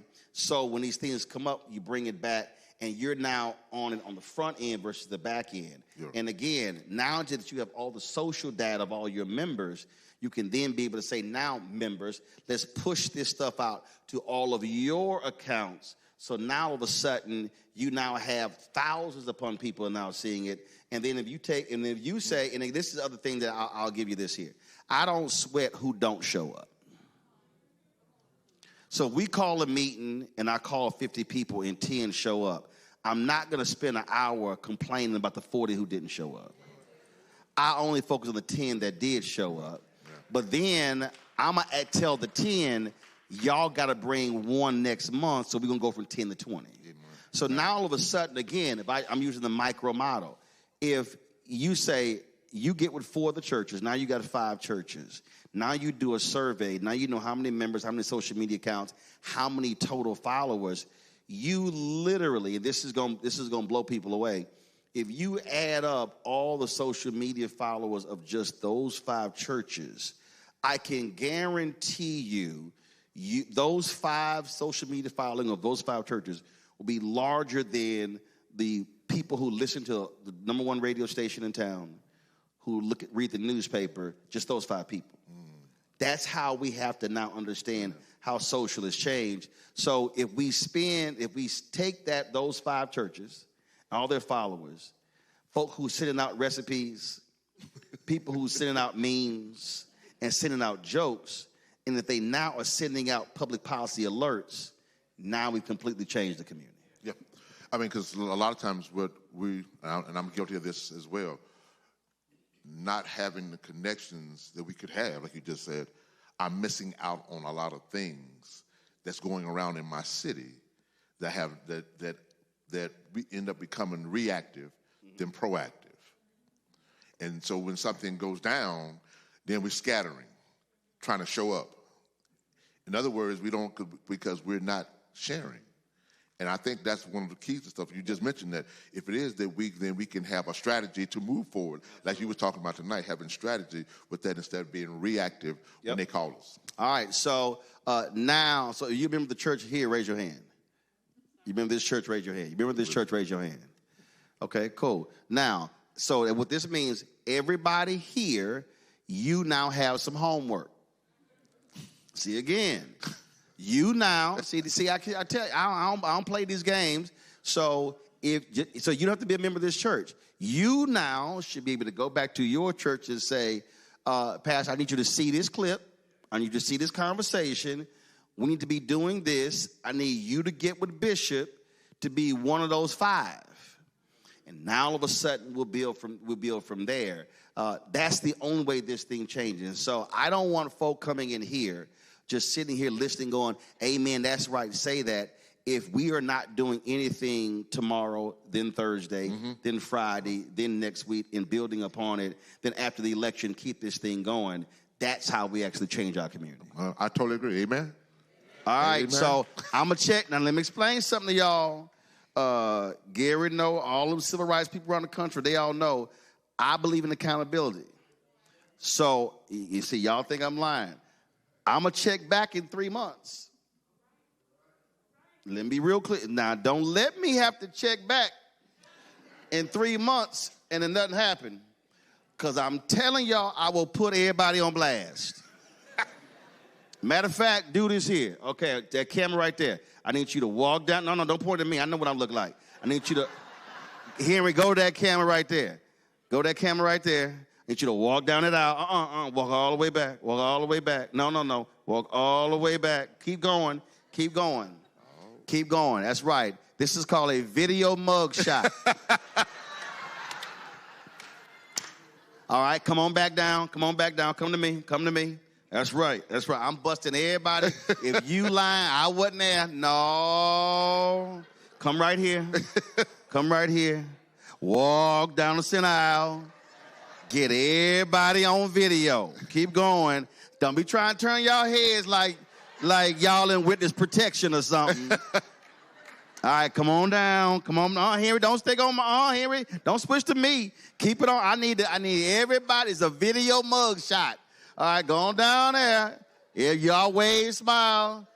If you hear what somebody ain't supposed to be here, that is not my problem.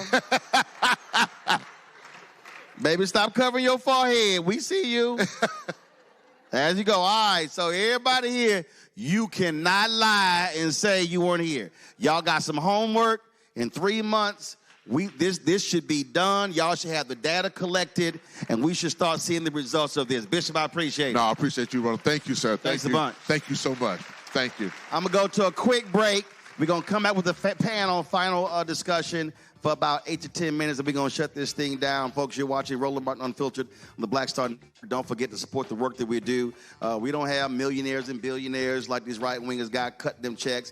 Our fan base has really been supporting us since we launched September 4th, 2018. We've had some 37,000 donors, and that's folks giving $1, $5, $10, $25. We ask our fan base to give on average $50 each a year, which is $4.19 a month, 13 cents a day. Support this show, the other 4 shows on the Black Star Network.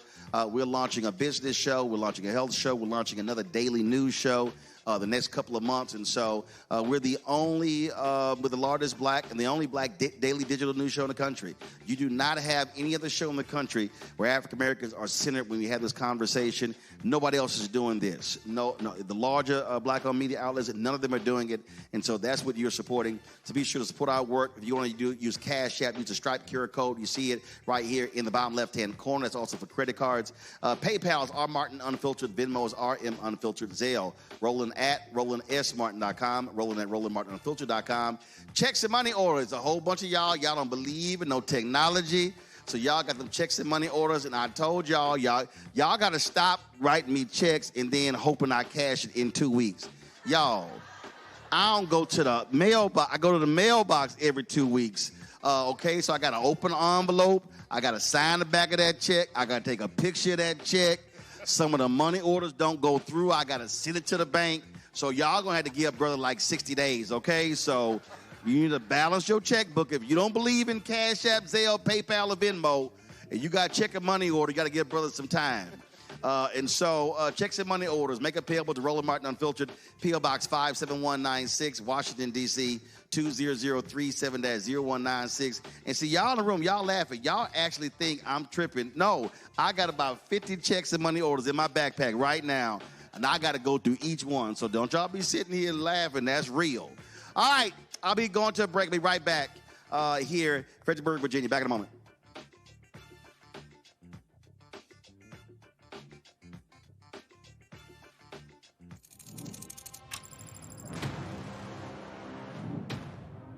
Afrotech, it's a lot of beauty, a lot of brilliance, a lot of intellect, a lot of innovation.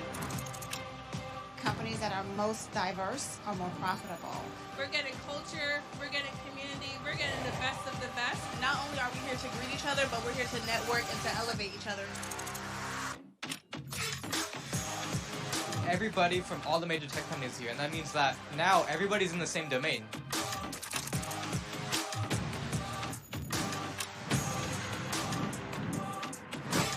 The premier event every year. This is really where we could take off. You can go fast by yourself, but we go farther together. This is where you're supposed to be.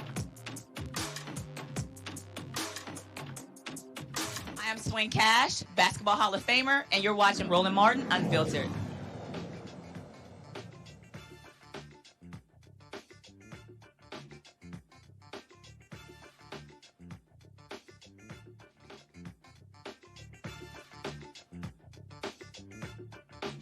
Virginia, we're going to close it out with our final panel. I'll start right here. Gary, the thing that I need people to understand is these are perilous times that we are facing. Supreme Court last week had oral arguments in a case that could very well wipe out at a minimum 12 black CBC seats, as many as 30.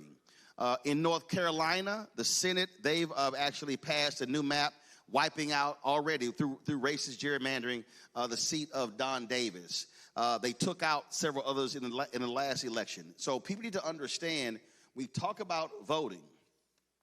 North Carolina is a perfect example. When Sherry Beasley ran for the Supreme Court, she was Chief Justice. She lost by 401 votes. You had more than 250,000 black folks in North Carolina who didn't vote. That's right. Had she won, Democrats would have had a 6-1 majority in the state Supreme Court. She lost, they had 4-3. The next election, they lost, now it's 5-2. Republicans in control. That's how they're allowing them to do racial gerrymandering, partisan gerrymandering, get rid of ballot drop boxes. So folk have to understand, you can't get mad at somebody being in power and using the power when they folks vote and you didn't. Absolutely. Most statewide elections are by the differential of unregistered votes and people who don't show up. And like you said earlier, Brother Roland, if you just take that data, then you know where to go to find the unregistered voters. To have voter registration at a mall or at a football game is to go fishing and ask the fish to jump in the boat. Ella Baker, who trained Julian Bond and Marion Wright Edelman and Stokely Carmichael from Virginia. use the community door-by-door technique. Now, that's harder. It's called canvassing. And that means you got to take a chance to go up to somebody's door and persuade them.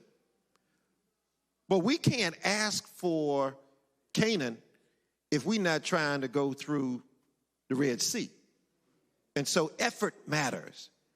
And so, Roland, I'm glad you brought that point up because, you know, when we look at mobilizing people, another quote from Reverend Jesse Jackson, yes, I have 1,000 of them, but if you're not on fire, you can't give off heat. Let the church say amen. You done? Nope. I thought you had 5 more Reverend Jackson statements. Michael, now, Gary brought up statewide, but this is the thing I need people to understand. We talk about gerrymandering. You have gerrymandering of state rep seats, state senate seats, congressional seats. There is no gerrymandering in statewide seats. That's just naked turnout. And so part of the biggest issue that we are seeing is that for African Americans, we're literally leaving our power at home. We are seeing all across the country where we're excited if black turnout is 48, 50, 52, 60%. I keep saying that our goal has to be wherever you have a large group of black voters, it has to be 70%. So the difference, let's just take simple math. If you have 100,000 people who are registered and 40,000 vote, that's 40,000. If 70,000 vote, that's an extra 30,000. That 30,000 alone will determine statewide who wins and who loses. And so we have to be getting our folks to understand that we are literally leaving our power at home. So we're complaining about what we're not getting. It's because we're not being activated to actually use that ballot box power. Absolutely. You know, you talk about these different cases that have happened, and you know what I like to say is they like to either pack us or crack us. They're either going to pack us into districts where there's 85% black people in there, so that way all of the votes are congregated in there, or they're going to crack us up and such the numbers are so small that we don't actually have an opportunity to really support who it is that we're aiming for. And so a lot of times what happens is that's why people start to feel like, well, does my vote even matter? And so, yes, what I heard you talking about, Roland, talk about, it's about the total number in these statewide races. Absolutely. But one of the things that you start to realize is people don't always know the difference between all of the elections. And so what they see what happens with the presidential election is what they assume happens at the state level as well. And so a lot of times it goes back to the point of us needing to educate people on how their vote truly matters. And in an election like that, I'm telling you, you heard Roland say we want to be at 70, 75%. And I hear people say all the time, well, you know, is that realistic? Is it realistic? First off, it should be, but I'm going to tell you, you know, you're talking to the young black man who was raised by a single father next door to a drug house who grew up to be the first ever elected African-American to represent Stafford County in 350 years of his existence. So if I only believed in what people told me was realistic, my life is not a possibility. And so when I sit here and we see rooms like this, I love what you did. Make sure my man with the camera got that. He got everybody in here. He gave us all homework of what it is that we were expected to do, because that 70 to 75%, that is our new reality. And so we need everybody to do their part. Make the phone calls, knock the doors, you're riding on the bus with somebody. Brother, sister, have you voted? It's going to take each and every one of us. We need each and every one of you for us to be able to make an impact in these elections. Philip, the late Joe Madison used to always say, you got to put it where the ghost can get it, and how to make it plain. And when Nicole was talking about going to a door and the guy said, not political, this is where we have to be smart to step back and say, okay, and I do this all the time. I don't care who it is, I'll say, what's the one thing you care about? And they look at me and they're like, what do you mean? I say, what's the one thing you care about? I had a brother who asked me that question. He said, education. I said, all right, you got kids? He said, yeah. I said, well, what grade? He had 2 kids in elementary school. I said, you in the PTA? He said, no. I said, now I'm confused. I said, you just told me that education was your number one thing. I said, you don't even belong to the PTA at your kid's school. So how is it your number one priority? And the brother looked at me, he said, dang. I ain't never thought about that. I'm like, precisely. I said, so if you don't care enough about your kids' school, why should I care and I ain't got no kids? He need to so part of this thing that we have to do, we have to make politics and issues personal to people and not in this abstract, oh, in Richmond, oh, in D.C., not realizing that, no, your electric bill is political. Your water bill is political. Everything is, and walk somebody through, and they're gonna look at us like, man, what you talking about? Well, that electric rate is set by government. See, they are not the average person understanding that. So I think that's how we have to be approaching this. We got to make it as personal as possible to every person. Final comment, go ahead. Well, one thing we need to start doing as African Americans, we need to start looking in the mirror, and we need to start walking it like we talk it. We talk it all day long.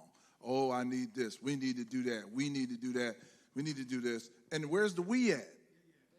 The we gets up and then you sit at home. You got, if you really want to, look, these people are putting energy in your oppression.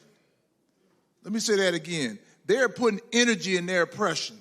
Their churches are sitting there working hard to get their people out so they can oppress you. And if you can't fight your way out of that, then you got to start looking in the mirror. You know, Harriet Tubman said, what? I freed 1,000 slaves, freed 1,000 more if they'd only known they were slaves. They're coming for you. They're coming for your vote. They're coming for your houses. They're coming for your education. They're wiping black education out of schools. And all we do is sit back and what? So folks have got to start getting up and getting angry. You know, I watched this show called American Gods. And there was one scene where this black god, you know, was talking to these slaves in the bottom of this boat and letting them know that, you know, what's looking forward to them for the next 400 years ain't much. And there's a scene where the slaves get angry and they're ready to take over the ship. And I can't say the word that he used, but he said, anger gets done. So if you can't get anything else, get angry. Get angry at what we're seeing out here. How can you sit here and watch all this going on out here today and not be angry? You know? Let's get some passion in the game. And this one last thing I want to add is you have to be able to reach in your pocket and come up with some money to help people to get the organizations in place to do the work. Money is the other element of this. What Roland said about organizing, and you should be talking to this guy, you should also be finding out who's registering people and make sure that you're funding those people. I tell people all the time why we got to support Black Voters Matter, because they're doing the work in communities all across the country. Let's thank our panel. Let's thank our elected officials. I don't know where I was. They gave me this hoodie. I don't even know who. People give me stuff all the time. But they gave me, it said, Black men vote with purpose. And one of the things that we're always doing, are encouraging, come on, give me a shout of the shirt. We're always encouraging people to understand how we have to be communicating with each other. And when we look at numbers, Black women are turning out in significant numbers. And I hear brothers complain about Black girl magic, this, that, and the other. Well, guess what? Brothers can mobilize too. Sisters did it themselves. So, and I think part of the problem, if a lot of Black men want to be honest, is that one of the reasons why a lot of Black men aren't mobilizing, because we depend on Black women to do the work. That's just the fact. So what people need to understand is that we all got to be in this game. I don't care if, so you have elections happening in Virginia. We should be turning out in massive ways. Again, if 54 folks had voted, Kimberly Pope Adams wins last time. The Black numbers in Petersburg were awful. They should be off the charts this election. When you talk about, again, having a Jay Jones as Attorney General, when you look at what happened right now, Kwame Raoul, Attorney General in Illinois, You have Anthony Brown in Maryland. You've got Aaron Ford in Nevada. You've got a sister in Massachusetts. You've got black attorneys general who will put Tish James in New York State, who are bringing issues to bear that ordinarily got ignored. When Kamala Harris was, of course, attorney general in California. When you talk about, of course, the racism in appraisals, how African Americans, the estimated is that black people have lost upwards of $10 billion because of racism in home appraisals. Black folks having to take their books and photos and artwork off the walls because white appraisers are downgrading a black home, having nothing to do with the house, but for them knowing that somebody black lives in the house. That thing is real. And so I need all of us, everybody who's watching, who's listening, to understand that we have got to be talking to everybody. And again, I keep saying our minimum number is 70%. We have to be maximizing our numbers in order to have an impact. And so don't complain about it, be about it. Don't just talk about it. You got to put in the work. And so that should be happening. Early voting continues in this state through November 1st, correct? All right. So no excuses, folks. Election day is November 4th. We're going to be in Virginia Beach in Suffolk on November 3rd. So look forward to that broadcast. And so look forward to that. And so you see the data right here. The deadline to register to vote, update your registration, is October 24th. Deadline to ask for a ballot to be mailed to you is also October 24th. Last day of in-person early voting is Saturday, November 1st. Election day takes place on Tuesday, November 4th. And so please take advantage of that. If you're in New Jersey, there are other local elections happening all across the country. So check the early voting deadline in your state. Check all the deadlines in your state, because again, they differ depending upon the state you're in. Let me thank the folks. We thank Bishop and the folks here at Vision for allowing us to be able to broadcast from here. We appreciate all the hospitality. Thank all of y'all for coming out as well. Y'all got some homework, and so let's get to work.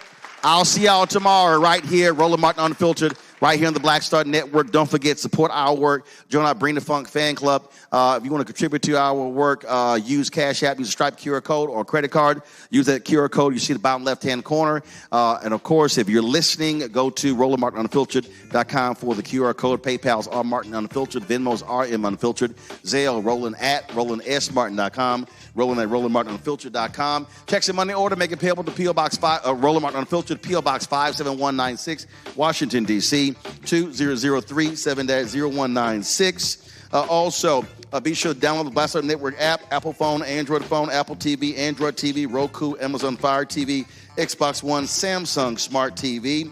Be sure to get a copy of my book, White Fear, How the Browning of America is Making White Folks Lose Their Minds. Available bookstores nationwide. I got some here as well. And, of course, get the audio version I read on Audible.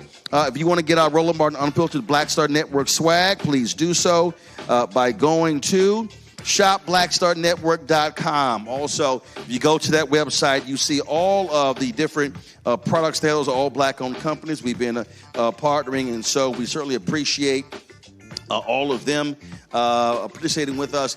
And, of course, we also want you to support the app fan base. Download the social media app if you want to invest. They've raised $13.4 million of their Series A raise. The goal is $17 million. And so, again, if you want to support that, go to startengine.com/fanbase. Startengine.com/fanbase. All right, y'all, that's it. I'll see y'all tomorrow. Roland Martin Unfiltered on the Black Star Network.